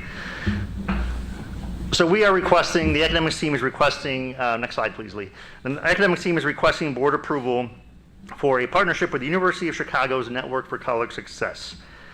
This partnership is going to play an instrumental part of our high school transformation plan, which you'll be receiving a presentation on shortly, not this evening, but in a subsequent meeting. In that plan, we've identified 6 different pillars that we're going to be focusing on, and one of those pillars is post-secondary. In that pillar, we've identified critical partners that we feel are going to be instrumental to the high school transformation plan, including some of our existing partners of TRIO, Waukegan to College, One Goal, College of Lake County, the Schuler Scholars, and we're requesting that we add the Network for College Success to this partnerships as well. Can you go back one more slide, Lee? Thank you. So the rationale purpose, you'll see 3 or 4 slides where I highlight some of the work that they do. I also have linked their website to this presentation. It's a very comprehensive website. You can go in there. You can look at what they're about. You can look at their mission, their vision, their beliefs. You can look at research that they ground their work in. You can look at the impact that they've had in districts that they've worked in, et cetera. It's a very comprehensive website that it kind of walks you through how they support districts. Next slide, please. Thank you. So what is a Network for College Success? Essentially, it's a network, all right? It's a network of collaboration But it was established out of a growing need in Chicago 16 years ago, and that need came from principals. Principals were struggling with a wide range of issues, and they partnered with the University of Chicago to help conduct research on how they can be better equipped to resolve some of the issues that schools were facing with. Essentially what they do is they design professional development services that focus on 4 things: principal leadership, instructional improvement, on-track and college readiness, college enrollment and success. They currently partner with Chicago Public Schools. They partner with North Chicago. They partner with Kankakee. They partner with Fort Worth Independent School District in Texas. They partner with Colorado Springs and several districts outside surrounding Omaha, Nebraska. All the PD that they provide is based out of the University of Chicago's Consortium of School Research, which evaluates policy, evaluates practices, best practices in schools nationally. One of the things that stuck out to me was the partnership with North Chicago, because I know that is a district that is relatively close to ours. So I had a chance to pull up their freshman on track rate over the last 4 years. And they've gone from 56% 4 years ago to 87% currently with their freshmen on track. Subsequently, their graduation rates have also increased over the last 4 years as well. Next slide, please. I'm sorry, Lee, can you go back one more? Thank you. So why the Network for College Success? We know that freshmen on track directly correlates to graduation rates, and graduation rates directly correlate to college enrollment. They have a history of excellence on improving freshman outcomes with their partner districts. They utilize a Freshman for Success framework that focuses on, again, developing a principal, freshman success teams, so these are that's a large-scale team in the buildings, and the 9th grade team leads. So these are the individual teachers that lead those grade level teams, with the ultimate goal of improving freshmen on track and also increasing GPAs. Another reason why we want to partner is because Waukegan's freshman on track rate has been inconsistent over the course of the last 4 or 5 years, and we feel there's a strong need for a more intentional focus on freshman success. Freshman on track is also a metric that's tied directly to ESSA and the high school designation. Increased FOT leads to increased graduation rates. FOT currently counts for 6.25% of the high school designation. When you look at their overall breakdown of how their designation is calculated, FOT is 6.25% of that pie. Next slide, there we go. So how do they support freshman success? First and foremost, they create a sense of urgency around the work in the school. A lot of their work is, like I said, research-based, so they focus on changing mindsets about what it means to be a successful freshman. They focus on the belief systems of the teachers. They start by conducting a preconditions assessment through a series of interviews that they do with students, teachers, site-based admin, and district admin to determine the building needs. Once they conduct that assessment, they share their findings, and with those findings, they establish a professional learning plan and partnership goals with the district. I did link in here a Freshman for Success framework that they commonly look at as part of their toolkit, where it breaks down how they support the principal in setting the conditions, how they support the teams in implementation, how they support the team leads in communication, etc. So it really breaks it down. If you get a chance, there's some nice graphics in there that kind of show you how that works. Essentially, what they're trying to do is establish systems and structures in the schools that allow the school to be more consistent with how they approach freshmen and more efficient with how they approach freshmen. And a lot of that has to go through the work of the principal. They really, the principal is one of the key levers to this work. All right, so they spend a lot of time coaching and developing the principals in the schools, as well as like I said, the freshman success team, which is usually a team of admin, teachers, counselors, etc. It's a team that oversees the entire freshman grade level. And then the team leads. These are the people that work with the teachers, and they lead the teams when they have their common planning time and their professional learning communities. These team leads are instrumental parts of this process as well. Next slide, please. So what will the partnership include? There is a separate attachment that kind of breaks down the entire costs. I kind of summarized it here for you, but professional development on freshman success leadership, data and team building. They have two dedicated coaches that they provide to the campus. Those coaches will come for 3 days for that first portion. They provide on-site coaching for the freshman success team. 2 coaches again, spread over the course of 8 days. They try to target 2 days per quarter where they work with that freshman success team. They do virtual group coaching for freshman team leads, so up to 18 hours, where they can coach team leads one-on-one. Typically, we have currently right now at Brookside 7 to 9, 6 to 8 freshman team leads, so they'd be working with those individual team leads in virtual sessions. They provide data support, and the partnership also includes attendance at the National Freshman Success Institute for up to 20 participants. Next slide. The National Freshman Success Institute is a huge deal. There's districts that all over their partner districts from all over the nation come to this event. It's hosted in Chicago. Our partnership will include 20 team members to attend that event. There's 7 days of really intense professional development that focus on freshman success. There's 3 days in July, 2 days in October, and 2 days in February. So it's a chance for them to come together and collaborate with other teams across the country that are also focusing on this work. I did link in there the flyer if you want to really see what those days look like and some of the outcomes and objectives that they accomplish during that training. So as a former high school principal who partnered with this organization, I can truly speak to the impact and the benefit that they have on teachers, on teacher practice, on mindsets around grading, on mindsets around what freshmen need to be successful. When we started partnering with them, my freshman on track rate was 74%. At the end of the partnership, we were 94%. So we jumped almost 20% in our freshman on track rate in the time that I had spent with them. If you talk to there's several principals that that have utilized this program. I would encourage the board, if they have any questions, I can put you in contact with principals that have used this used this partnership. If you have additional questions, you want to talk to someone outside of myself, that would definitely vouch for the program as well. We do plan on having them available next week, so if there are additional questions for them directly, you can ask them directly. If they will be here next Tuesday as well. Ms. Hannah? Yes, Dr. North, Yes. thank you for the presentation. But I must ask, okay? I'm very concerned about the lowest achieving students in our district. And at this point, we have just about maybe 650 African American high school students for both campuses, AOEC, all of the high school campuses, right? And we know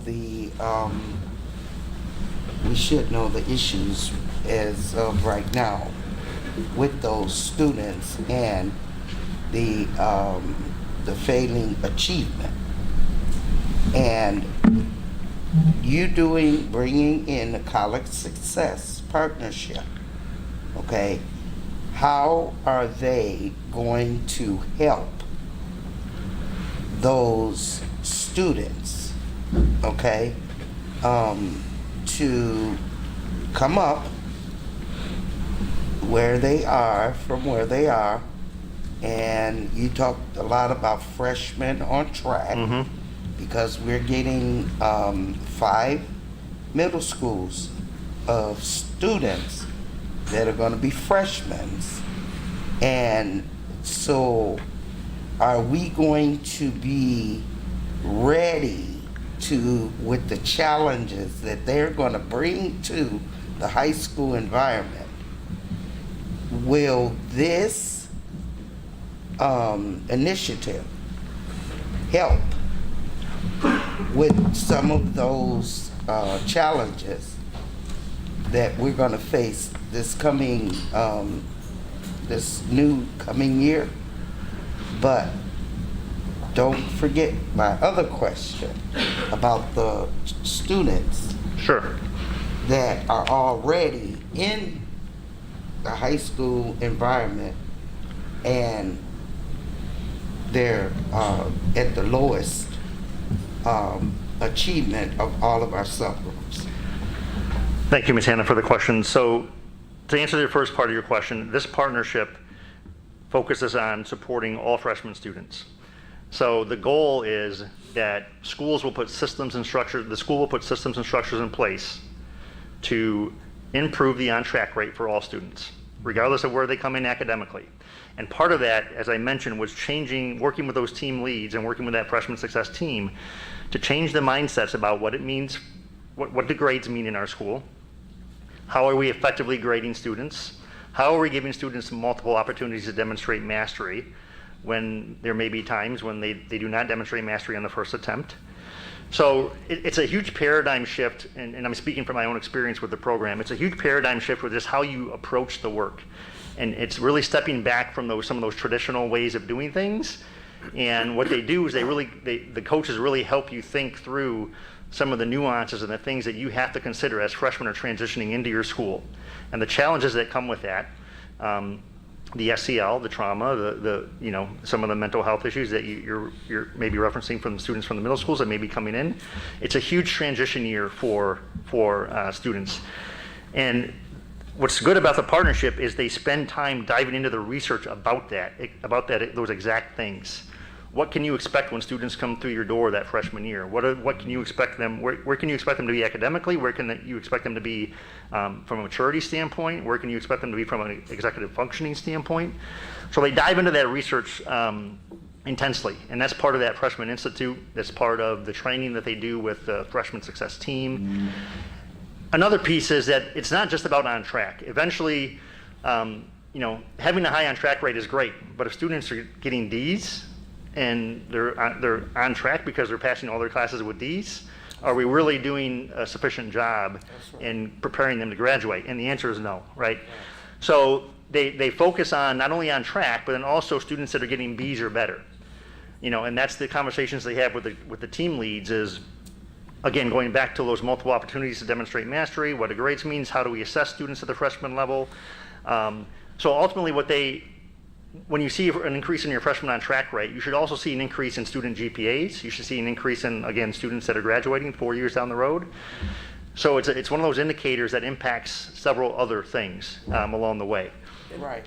And sorry, Ms. Anna, I want to piggyback on what she's saying, and very specifically, is will they address issues related to each of the student groups, right? Will they dive in at that level to say, while the traumas and the impact, it may be having the same outcome, the causes may be different. And so are they going to be looking at each of our student populations the same that ESSA would? I think if you just look at the districts they work with, the districts they work with are pretty much urban districts with very diverse student bodies, larger settings. So the success that they've had has been replicated and done in Chicago and Fort Worth and North Chicago and all the list of partners that I spoke to. So they're very aware of the challenges that districts face, and they're very aware of the different student groups that districts have. If you look at the document that's in here, it speaks to again some of the research and the textbooks that they ground their work in, and there is work in here about culturally responsive teaching. Is one of the texts that they feature, and they speak to a lot about culturally responsive teaching with the teams and how that looks. Another work, if you look at the texts that are on here, you can see some of the things that they reference and they ground their work in. So definitely equity is at the cornerstone of what they do. It's a part of their process, and again, the results that they've had with districts similar to ours and the demographics similar to ours has been really impactful. And the reason I'm sorry, the reason I'm saying that is because as I looked at our agenda items, okay, I see like Spanish phonics benchmark, okay. I see English as a second language program materials, okay? And I often wonder, are students being unintentionally left behind because of the small amount of students that they are in the larger student population. And I would not even like to even think that, but then I'm looking and I'm listening and I'm seeing, and and that, I mean, test scores and all of that. It just indicates that that subgroup, it's not moving. So to piggyback on what Ms. Hannah is saying, is there appears to be an intentionality, a rightful intentionality, in order to address the needs of our bilingual department. What she wants to ensure is that there is an intentionality in what we are doing to also support our African American students. Is because if the data, and she wants to point to specifically what we are doing to support that group. Is if you ask me what we are doing to support our ELL students, I can speak to it. Absolutely. We hear often that a rising tide lifts all boats, and what we realize is that we're not all starting at the same level, and that has been consistently displayed in our results. And so I get what Ms. Hannah is saying. She's saying, hey, that's great, but I want to specifically see what our plan is to address one of our student groups, which also is required under ESSA. Again, and Mr. Vukovic was great, and I'm sorry, I know you were mentioning you for the moment, but was great in what he talked about with the academic success rates of some of the schools. Some of those schools, they have an A, but when you dive into their data and what they're doing for specifically their black students, they're dealing with some of the same struggles that we are, and that's why they don't have a commendable school. Even with their statistics, is because what we are judged on is not just how we are doing overall, but how are we addressing the needs of each individual group. So I would ask is that at a future meeting, but relatively soon, that we come back and answer that question for the Board of Education, is what are the specific supports in place to support, and we can look at each student group, but Ms. Hannah's specific question is related to our African American students. And I see Ms. Briscoe in the audience, and we have our Black Parent Network, and that was a great start. But even some of the asks, are we at a point where we are able to start implementing some of the requests and the supports that group has asked for? So I get why you might not be able to answer it in this presentation. I think this is great. One of the things that I talked about the superintendent with the freshman on track rate was looking at North Chicago and the success that they've had. And so for you to look at a neighboring district, see that they're utilizing this program, and that they've been able, and at the beginning of the year after first semester, it was above 90%. So it went down a little bit, but it's one of the highest freshman on track records in the history of North Chicago, which means that in the next 4 years, their graduation rate should go up. And those are the same things that we want to see and that parents are demanding happen here in Waukegan. So I support the program, but I want to have Ms. Hannah's questions addressed at a future meeting and relativally quickly. Right. And I got Ms. I'm going to go to Ms. I just want to finish and just don't say anything. Y'all heard it. And I'm so sorry, but I have to say this. And out of, I don't know what our actual student population is. I know it's maybe 15,000, something like that. And if people didn't know that there's, that our African American student population is only, it's not even 2,200 students. And so that's why it's alarming to me that there's no results, there's no increasing in that, and the resources are so scarce, and so that's my concern. And I think that's the concern, is we want to know where we are. Yeah. Right, what supports are in place, because there are assumptions, but what supports are in place, and then what are we doing to bring it up? So thank you for that, Ms. Hannah. Ms. Vukovic, and then I'm going to come back to Ms. Wozniak. Yes, you said that it's been the last 4 or 5 years that we've had inconsistent freshman on track. So if you kind of look at the history, that's about the time the small learning community, the houses left the high school. And our youngest two children went through their entire years with the houses. And it is a smaller area, a smaller group of kids. They were able to keep track of those freshmen and all the way through, but obviously that's what a lot of this is about. Yep. When you are hiring, and I know from my teaching experience, when you hire groups like this to come in, it's a great thing, but it takes a long time to get people, get them trained, have them come in and do whatever they do. And it could be a couple of years before you said you want to have a change in the way that the grading is and the way to think about grades.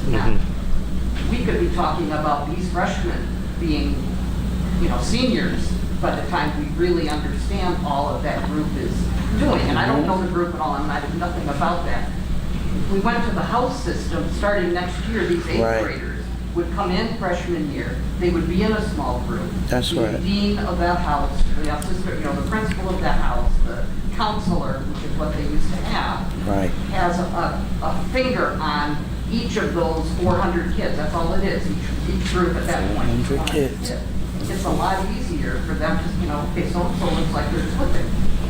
We need to call them in and let's have a talk and let's see if they can, they need some tutoring or whatever. Now there's however many, 2,000 kids, I don't even know what high school, I guess it's 4,000. In this big, so 1,000 per grade level, in a big pot. It could be more immediate and quicker by just switching the way that you have them organized there, and you save $140,000, put that toward, that's right, putting it back in place. It would definitely, then the behavior gets taken care of with it, because there were fights when my son was there, but he was before the house system. And when they started to start on time and all of that, they really got a handle on it. And the high school teachers will tell you that was the change at that point. Then they started the house system. And I know, Charlotte, you had Matt and Grant both went through with the house system. And I know some people liked it, some didn't. I know it was expensive. But at this point, if we look at what we're having to hire because of the discipline problems and the behavior problems and kids that are behind, I would bet you it would be a wash, and it would be immediate, because these 8th graders come next year, and we're on them from day one, instead of changing mind shifts of the teachers, and that could take a couple years before they actually do something. So that's true. We need to do this more quickly than just... Right. And to the data, I only looked at the data the last 4 or 5 years. I didn't look back, previous years. I just saw some inconsistencies in our freshmen on track, and So, to that point again, and I think that's a great suggestion, and one that I'm sure the superintendent has heard about what the house model was. And so to take it and that even be one of the things that they look at is because I always say is it's not a either or. I don't think we have to say that either we're going to houses and not using this group, or we're not going to houses and going to bring them in.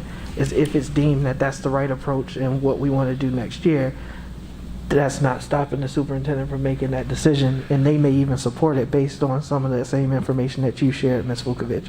So looking at the results that they've had, and we always talk about that, I don't want to see uncomparable districts. I want to see districts with similar demographics to us and what these groups have been able to achieve with those. And so I thank you for that and for speaking up for a lot of teachers who feel the same way that you did. Again, I came in, the year houses were implemented, it was a nightmare.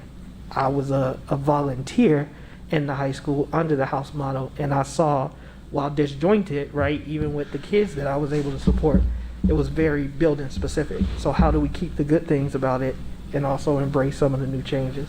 Ms. Wozniak. You mentioned that when you were principal at CPS, that there was a shift to 20% increase. How long did that take? I was only there for 4.5 years. 4.5 years. So it took all of that 4 years before we started to see those gains. But 20% over 4 years, it was an incremental gain, right? So, and then our graduation rates also, reflected that as well. So, and it, to Ms. Vukovic's point, it's really about being more intentional, like how intentionally organizing your resources and strategies to be more consistent, more efficient with what you're doing. And they really help and coach the teams on how to do that. Not to say that the high school currently isn't doing some of that work, because they are, but this group can come in and provide some more insight around that, and some more changing the culture of how they approach freshmen at the And high so school. is the cost the same again next year, every year? Or is I don't know. They didn't put together a multi-year plan. I think once those systems and structures are established, especially if you have teams, so speaking from my own experience, once your teams are functioning at the level that they want, they will step back, because they want you to eventually lead the work, because they're not going to be there forever. So once they establish those routines with you, and really make sure your teams are focusing on the right things and looking at the right data and making the right decisions, the support that they provide the teams, can be decreased, but they continue. What I do know is they continue to support the principal.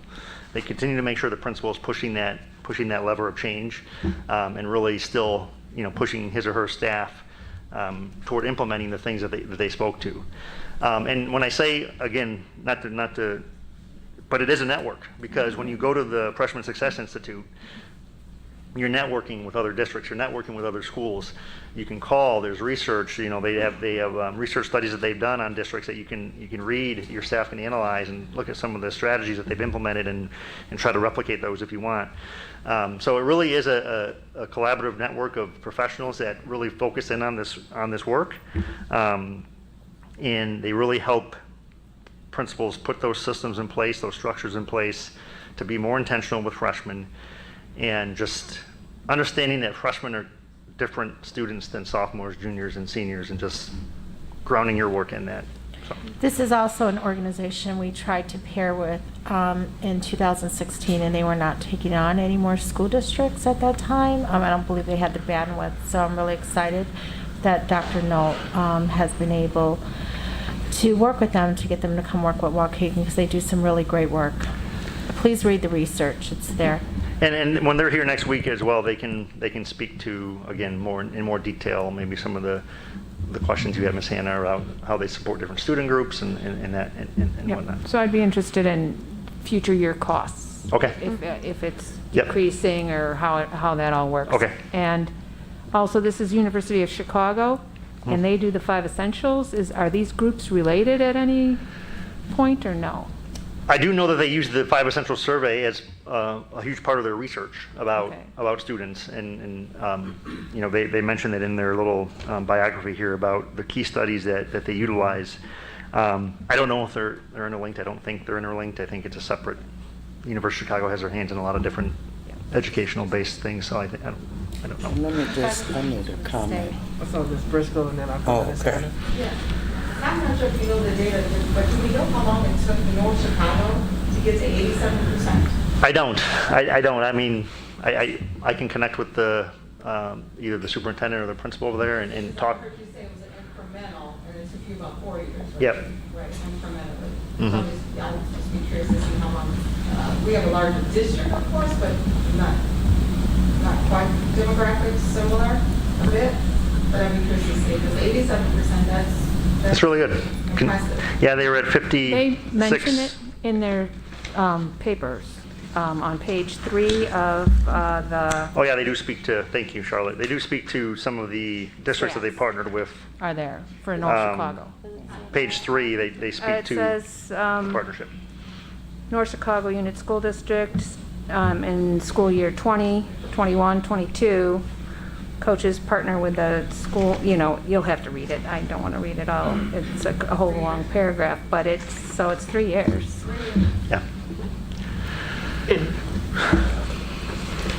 Yeah, and I think that's the good thing. It's like, we want to support the students, but it's easier to start on the front end, right? And then it decreases the triage that you have to do down the line. But, valid point is, and we talk about that, is 20% over 1 year. Everybody that I talk to, and it's one of the hard truths, they say it's not necessarily realistic. But if you're doing 5 to 7, 10% gains a year, right? I think that is something that we want to implement, and the growth that our community expects is we have to be realistic of where we are today, and then we have to be realistic with an aggressive plan to get to where we need to be. So thank you, Ms. Briscoe. Ms. Gonzalez? I'm sorry, Ms. Hannah. I wanted to speak briefly on that incremental gains because, you know, 5%, it seems so little, but those are still tens of kids, like dozens of kids who are going to college and who are impacting their own families. And, you know, I'm first generation, so that was huge for me, and I know it's huge. Just thinking about the students who will be impacted by this kind of change if we go this route. I just wanted to say that there are two questions that I will ask probably to the folks when they come in that kind of speak to some of the concerns that we've heard from other board members about, you know, how do we directly support students who might be more vulnerable due to very specific factors, and that is, you know, are the group of coaches that are coming into the district, are they diverse? Are they professors at the college? You know, are they? And I don't doubt that they are. But you know, just for the community to know that University of Chicago's they're a world-renowned institution, and I think they'll speak to that when they come. Yeah. So hopefully that can lend itself to building that trust and to kind of speaking to the relationship that they can build with the students that we want to serve.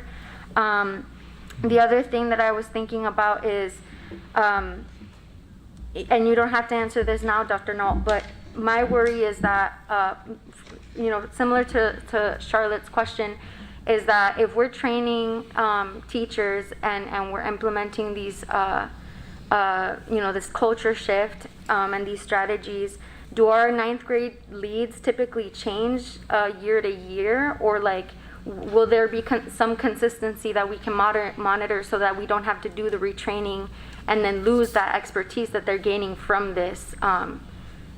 Great question. I think with any type of change, you definitely want consistency in how it's being implemented, right? So I can't speak to the process that they go through when they identify team leads. I know, you know, they typically identify people that are strong teachers in general, but then they have strong leadership skills and they're well respected by their peers and whatnot. So it will be critical to have the teacher leads, the freshman success team, to have those same people a part of this process. If it's more than a 1 year partnership, it will be critical to have that consistency there. Yes. Okay, because then my last question is: would this look like the professional development? Would these be institute days, or would they be an additional responsibility on those teachers to take on? It's additional. Okay. So these team leads, the freshman success team, the one over the summer, of course, it's summer session, but the one in October and the one in February,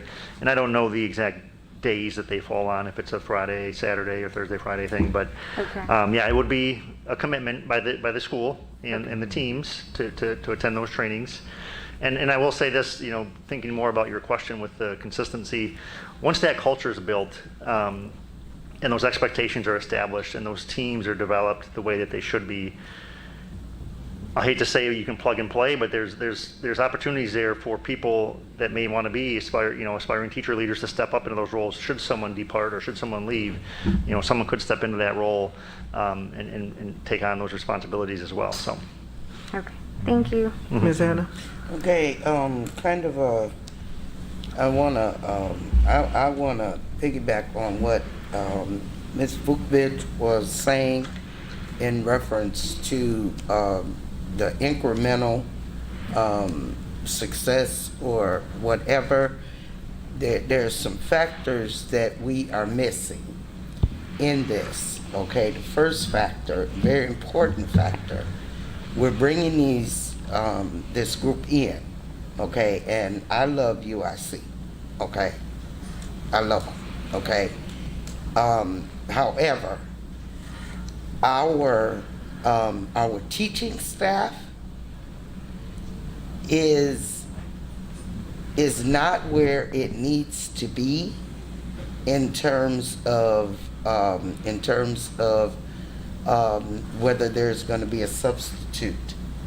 Okay, I mean we have a lot of substitutes, and I'm just wondering if we don't get that, that sustainable teaching staff, okay, is this initiative gonna go by the wayside because of the retention in our teaching staff is not such that we that we would have an actual impact.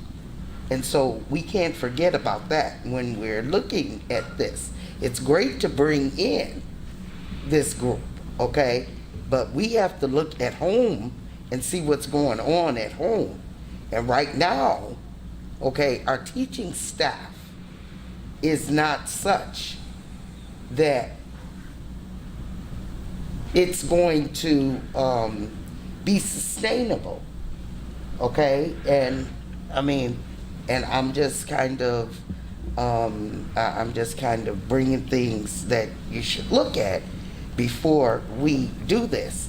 And the second thing, going back to Ms. Vukovic, in terms of the house model, if we don't want to implement the house model throughout the high school, we're talking about freshmen on track, okay? Put the house model at the freshman and sophomore building and see if that works in terms of freshmen on track, okay?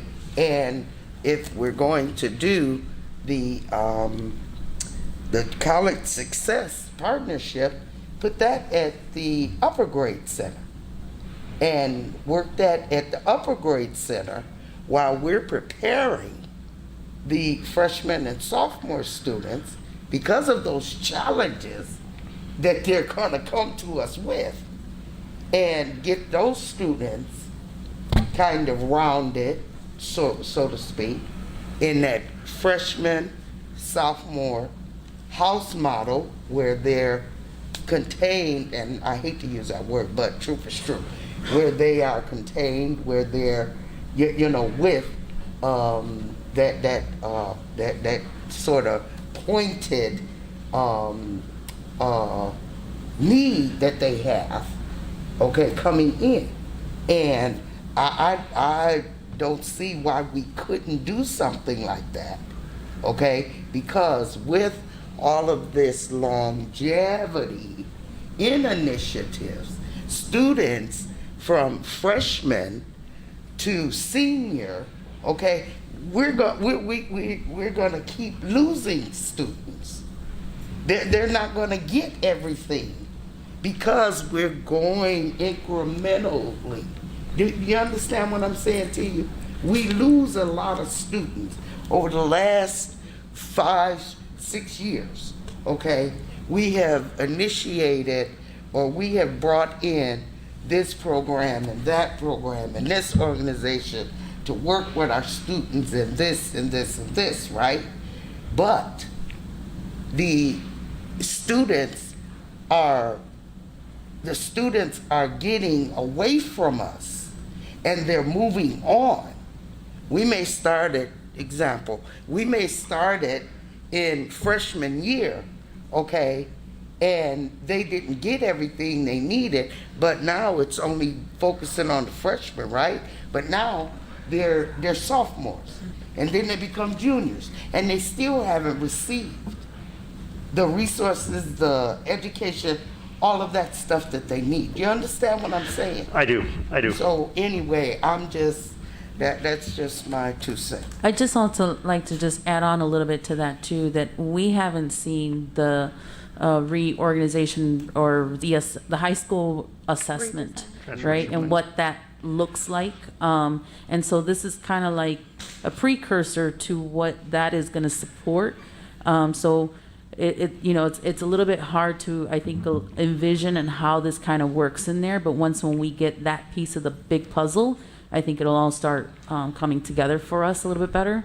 But I did just want to add that's another element that needs to be discussed along with this as well. Yeah. But I do believe this is going to really focus on the ideology around freshmen, right? Leadership within the school, looking at grades, GPAs, how does that correlate with the on-track, et cetera. It's a whole mindset of research that's implemented to improve the FOT, which by there improves your SOT, which by there improves your college graduation rate. I mean, your high school graduation rate by there, which helps with college, enrollment and actually sustaining in college and not taking remediation classes, et cetera. So it's like one thing trickles to another. One of my concerns or thought process in regards to all of this is assessing them on freshmen on track while they're freshmen, to me, is already too late. Absolutely. Right? So to me, I would like to understand how the transition between middle school goes into high school, and how that works better with our freshmen on track. Because I think that is where maybe some introduction kind of needs to occur so that it prepares them better as they're freshmen. And I'm not really sure what that looks like, right? But to me, that's where I think the transition, something is kind of missing somewhere. And that's the middle piece of it, right? So it's the middle piece, the middle school section of that, and what that looks like. Because, like I said, for me, I think if you're being assessed as a freshman and you're freshman on track, you're already kind of too late if you're not on track, So when we partnered with them, and when I was the principal, we actually sat down with the students and we shared the research with them on freshmen on track. Like said, with our students, said, look, if you end this year with 5 credits or more, and you've only failed at minimum one semester of a core class, the likelihood of you graduating in 4 years has just doubled or tripled. And, so we shared that data with them, and for them to be on track at the end of that year, it creates a sense of belonging for the student that, hey, I can do high school. I made it through year 1. I'm on track. I may have had a couple bumps on the road, but I'm on track. And that, as the superintendent mentioned, that bleeds into sophomore year, because now they're on track with their credits.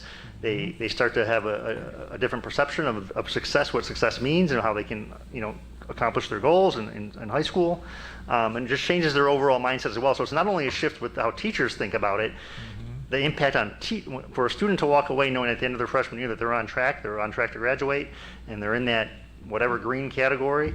That's a really powerful thing for students as well to walk away with, and understanding what freshman on track means for them is really powerful too.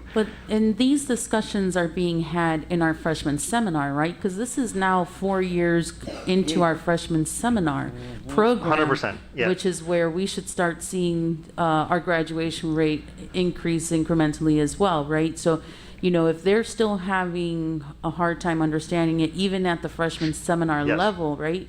So this is where I'm trying to understand, and I know you're looking into a lot more of that, right? Like we put in some, we've been trying to work on this. And, right? I'm glad you brought that up, Ms. Leguizamo, because freshman seminar is a critical piece of this, because that's a dedicated course where they learn organizational study skills, executive functioning skills, but it also gives them an opportunity to reflect on their grades in that classroom. So if they get a notice from a teacher that, hey, you're off track currently, you're at a 63%, it's an opportunity for them to, at least the way we utilize freshman seminar was a way for them to do a grade check every week. Where am I at?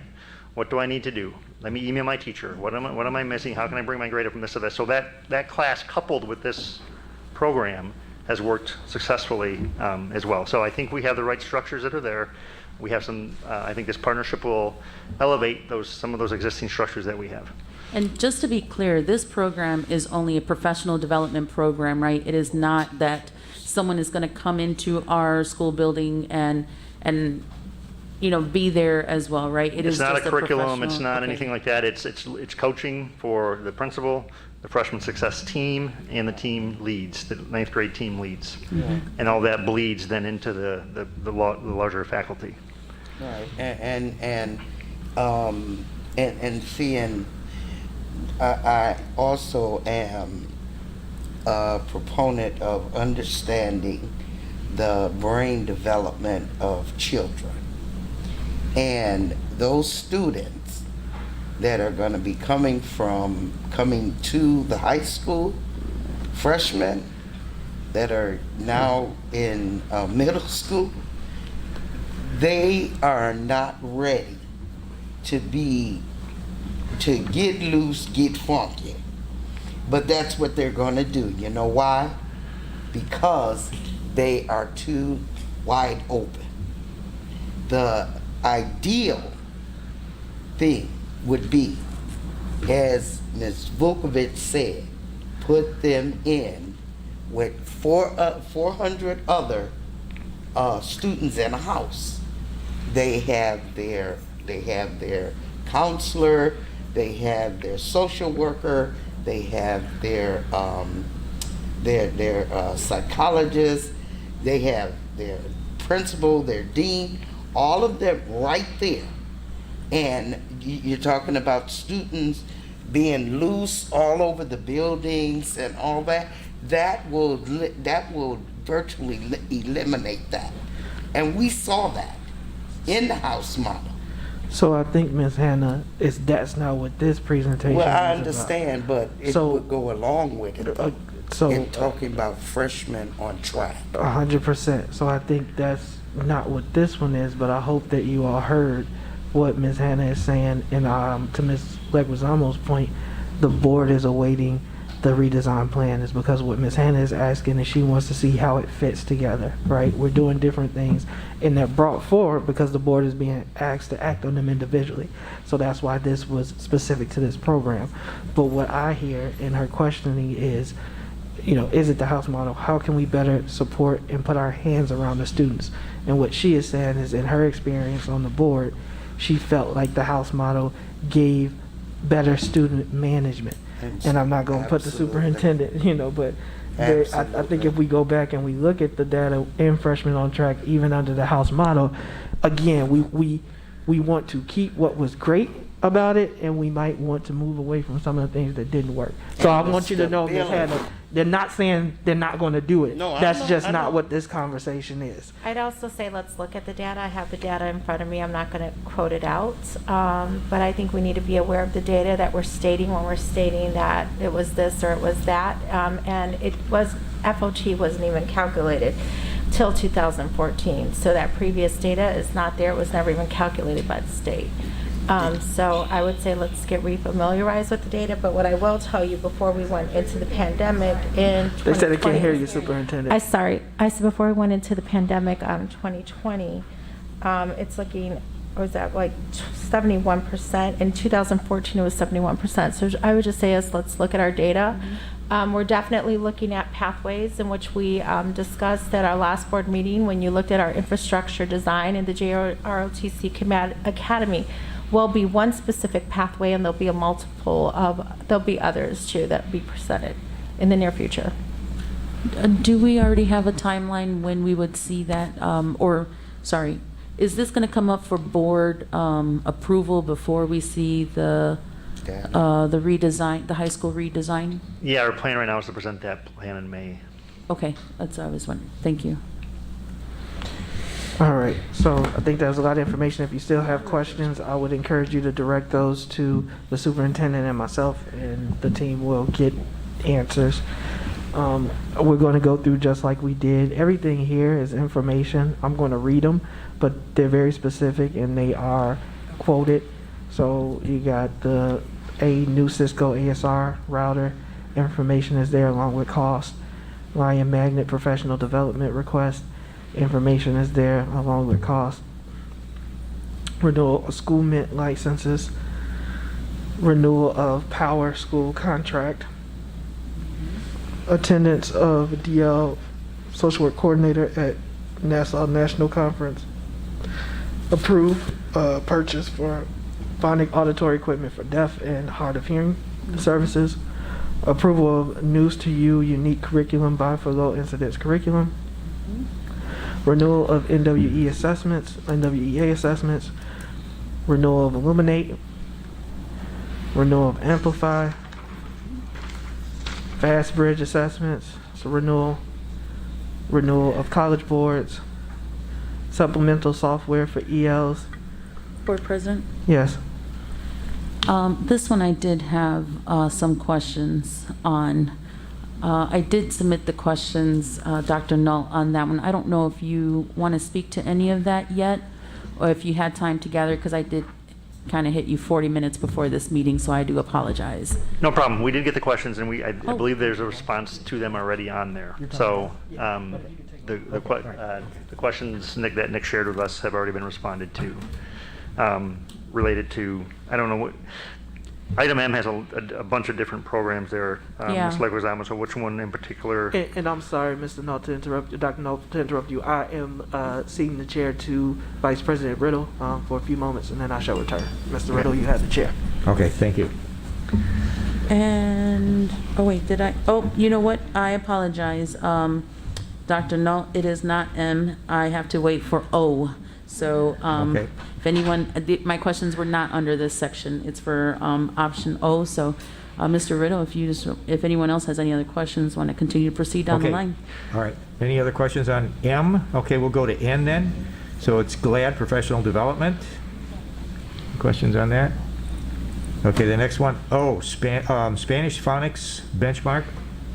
Is that the one you had, Ms. Leguizamo? Yes, thank you for that, Vice President Riddle here. So I did just get the response coming back. I apologize, just reading that really quick. And my concern for this one was really in regards to phonics and Spanish.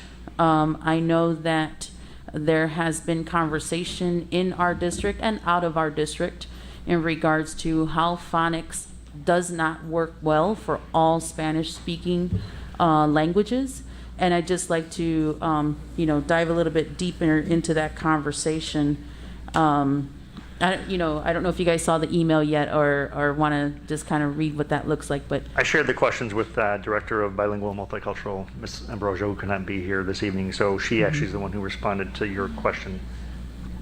So, was there a specific question you had out of the ones that were on the document, or? yeah, and really what it is, it's and so that everyone knows, right? It's about like I said, phonics isn't usually as well received in the Spanish program. So the answer that was provided is that it has it's comprehensive. It has initial sounds. It's clear progression from one level to the next. It's decodable for readers, which teachers have been asking for, which is a good thing. I'd like to hear that that's our school district asking for that. Writing components and consumables, manipulatives, which is like flashcards, syllabus cards, letter cards.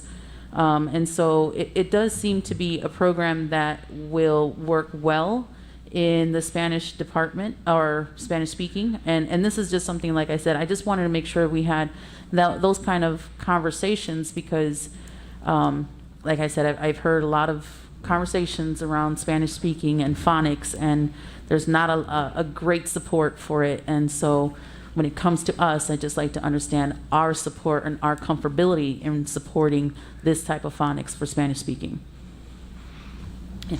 So thank you for that. So sorry. There you go. Okay, good evening. Good evening. Ms. Plasencia, members of the board and community. Yes, you are right, Mrs. Leguizamo. Spanish is different. The phonics Spanish is very different from English. Mm-hmm. And we have been looking for programs for a long time. We look for, I have here, these two teachers are members and also the principal Pride. They were member of our committee for the phonics resource that we were looking for. We looked at about 13 programs. Wow. There are not many here because in our countries we teach phonics in a different way. Mm-hmm. But we found like 4 programs that were the one that have the components that the teachers wanted to have. So we did a survey. And we asked for what components they wanted to have. We had a committee of kinder, first and second grade. And in the program that was most complete, comprehensive, authentic Spanish thing was Benchmark. We have the other program that we have been using as an intervention program, but Benchmark was the one that It rose to the top. had most components, in that we can really teach phonics in Spanish more closely to what we do in our countries. Thank you for that process and giving me a better understanding on how you're more comfortable with this, right? Knowing the various conversations that are out there. So I appreciate that. Those were all my questions. Yes, we were having that conversation too. Thank you. Those were all my questions, Vice President Riddle. Thank you, Anna. Well, thank you, Ms. Leguizamo. So that'll be on our agenda as well for this next meeting. Okay, and then we move to item P, which is renewal of the Partners for Results contract. Any questions on that?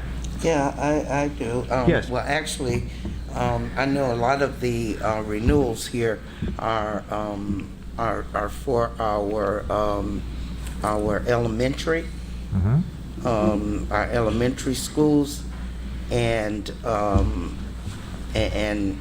I think our elementary schools are doing well.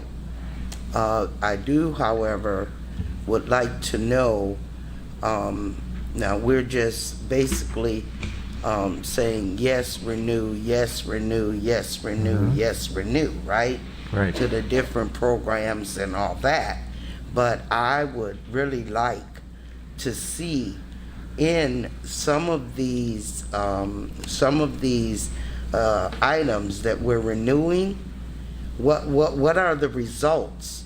What are the results that these items are producing? And as a board member, I want to know if we are giving the administration the resources that's needed by expending the funds, but I need to see student results from these, from all of the renewals that you all are asking to be approved. I'd like to see some results, student results, okay? And typically that comes in the form of assessment data, right? When we look at the different suite of assessments that you're actually looking at the renewals for this evening, you should see the results of that work through those assessments and what students are knowing and being able to do as a result of those scores that we see on the assessments. Another thing I would say to that comment, Ms. Hannah, is that during the SBB process, we've been meeting with our principals quarterly, and we hear over and over again from the academics team that we have enough resources. We have enough. Right. We just need time. We need time to implement the ones that we have. So stop changing programs every 2 years, every 3 years, and give us the opportunity to get good at the ones that we have, which is why we're coming forward with renewals instead of requests for new programs. We want to renew the ones that our principals have asked for and they're utilizing in their buildings, so they can get good at it. They can use the time to get good, and teachers can get good at it as well. So we're trying to get better from the academics department at just, number one, doing this earlier in the year. So like President Ewing mentioned, the goal of having things in teachers' hands and students' hands day one. We're trying to get better at that, which is why you'll see a large number of renewals this month and on the consent agenda for next week as well. But getting more focused too at the ones that we are using and giving them time to do what we purchased them to do has been another goal for us as an academics team as well.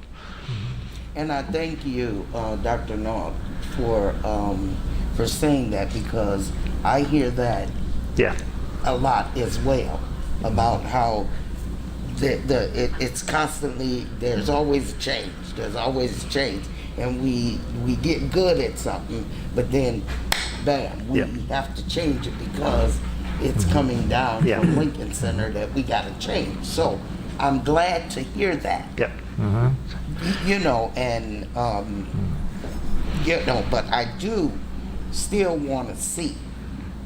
I really want to see student results with the items, and not just this, but things that we spend money on. I as a board member, I need to know that we are spending money and it is benefiting our students. Thank you, Ms. Hannah. Yeah, go ahead, Board President. We're on item Q now. Q, English as a Second Language program. R, Spanish language arts materials for 6th through 12th grades. S, summer reading supplementary support, T, H.R. McCall virtual conference for Orton Gillingham training. U, renewal of responsibility for 2022-2023. V, teaching and learning SY23 curricular material renewals. W, Washington Elementary Conference for Orton Gillingham training. X, renewal of antivirus malware 3-year subscription. Upgrade outdated air conditioning system in MDF server room at Lincoln Center. Just to remind the board, this was a priority item identified, if I'm not mistaken, Mr. Moulton, the cooling of our equipment closets. Z, presentation for LearnPad platform. What is that?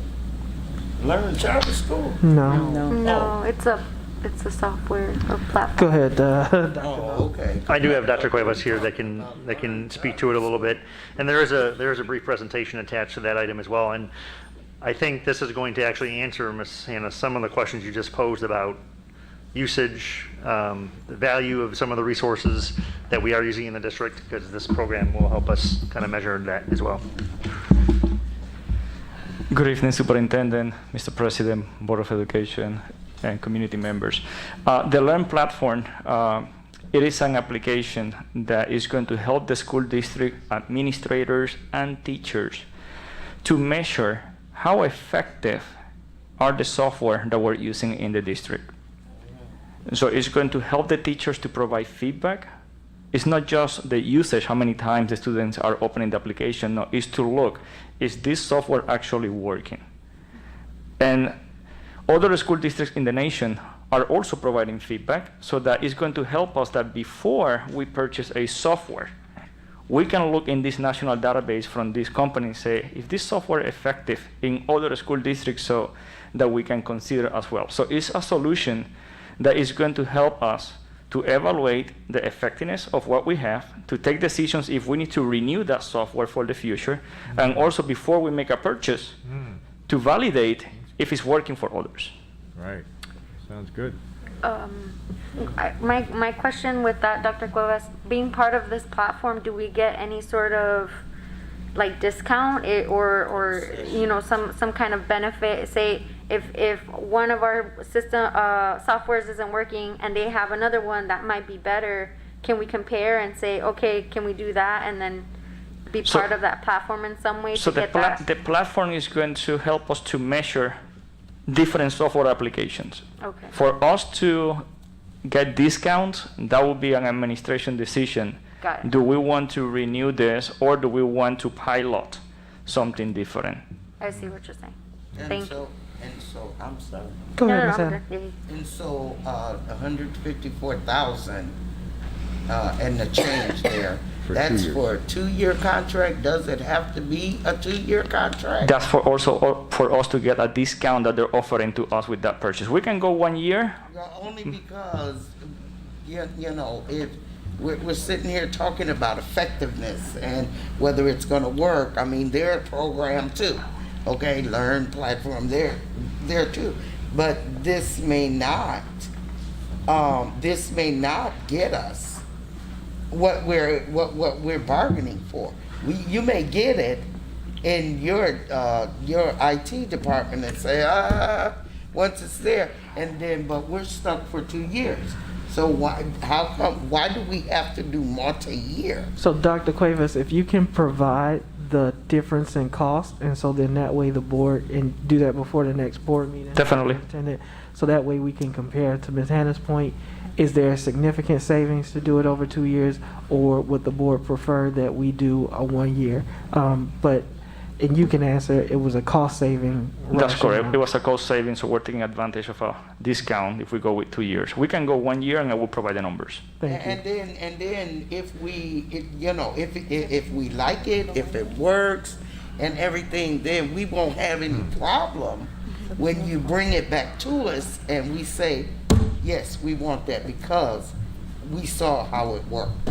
But just to kind of get stuck with a 2-year contract right off the bat, we don't know what we're getting.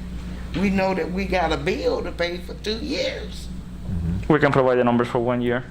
Thank you, Dr. Clavin. Next up is Teaching and Learning Math Conference. Thank you, Dr. Williams. The information is there. Now, didn't we do the Carnegie learning Math, yeah. that with the math before? I see Mr. Foster out there. Didn't we do something with this before? With the Carnegie math? We did, that was with the union leaders, myself and. And so this here is, you're bringing in more people? I mean, I have Patrick Cole, okay, math I'm coordinator here sorry. that can maybe answer some of the questions. I just saw you look They're bad. force of habit, okay, math. Thank you. Matt and I tag team on the middle school. We are in the transition year where Matt was in charge of K through 8th grade, and I was in charge of the high school. Now I am 6-8, but I am working with Matt or Mr. Foster, so there is an overlap. As Mr. Foster pointed out, yes, we did do the virtual Carnegie Learning Conference as the district leaders. Now we are branching it into the teaching and learning is providing the instructional coaches the opportunity to go. The instructional coaches are our boots on the boots on the ground with the schools. The reason that we have the teaching and learning is sponsoring 8 is that we are identifying the instructional coach at every single school, every single middle school, and at the high school campuses to attend. And then the other members that are going were all selected as teacher leaders at their respective buildings, and that is being paid for out of the building-based fund. And so I want to very clearly state, this is for principals and staff members. This is mainly staff members. So there are a few principals in that list. I'm not going to deny that, 100%. but this is mainly the teacher leaders and the instructional coaches in the buildings. And that's what I wanted to make clear as we talk about PD opportunities outside of district, not just for administration, but also for staff. So this is a for PD for staff. teachers Yep, and- that's what he's saying. Yeah. Exactly. Yeah, because teachers are going to be the ones. Right. Exactly. And the instructional coaches, hooray for them, right? But we need to get information into the hands of the people that are frontline directly with the students, okay? Because there's nothing like hearing information yourself instead of it become secondhand information, and some things get lost, in that communication.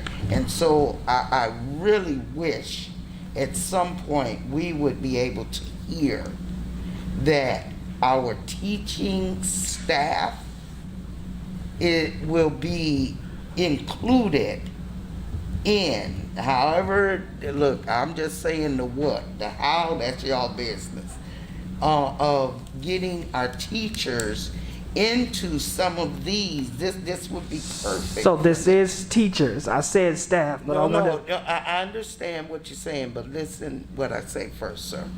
I'm talking about our staff, our teachers, frontline teachers. Right, and what I want to get clarity is that is what this is. Is that correct, okay, Mr. so Cole? is it Yes. all Is that math some teachers? principals? I have a question. Is Two it all principals and the math rest teachers? are all teachers. Two principals, all rest teachers. Yeah, okay, because that 20 was, it has to be teachers, the 20 number? Yes. Okay, So they're 20 all teachers. They're all teachers, except two. yes. right, except Correct. Mr. Campos. Mr. and- Campos, Mr. Kirkwood, and myself. And I Okay. want to state that we send teachers to professional development all the time. I sign off of it, whether it's online within the state, but this one is out of state. So, thank you, and I appreciate that, and for clarity for Ms. Hannah's you, Patrick. question.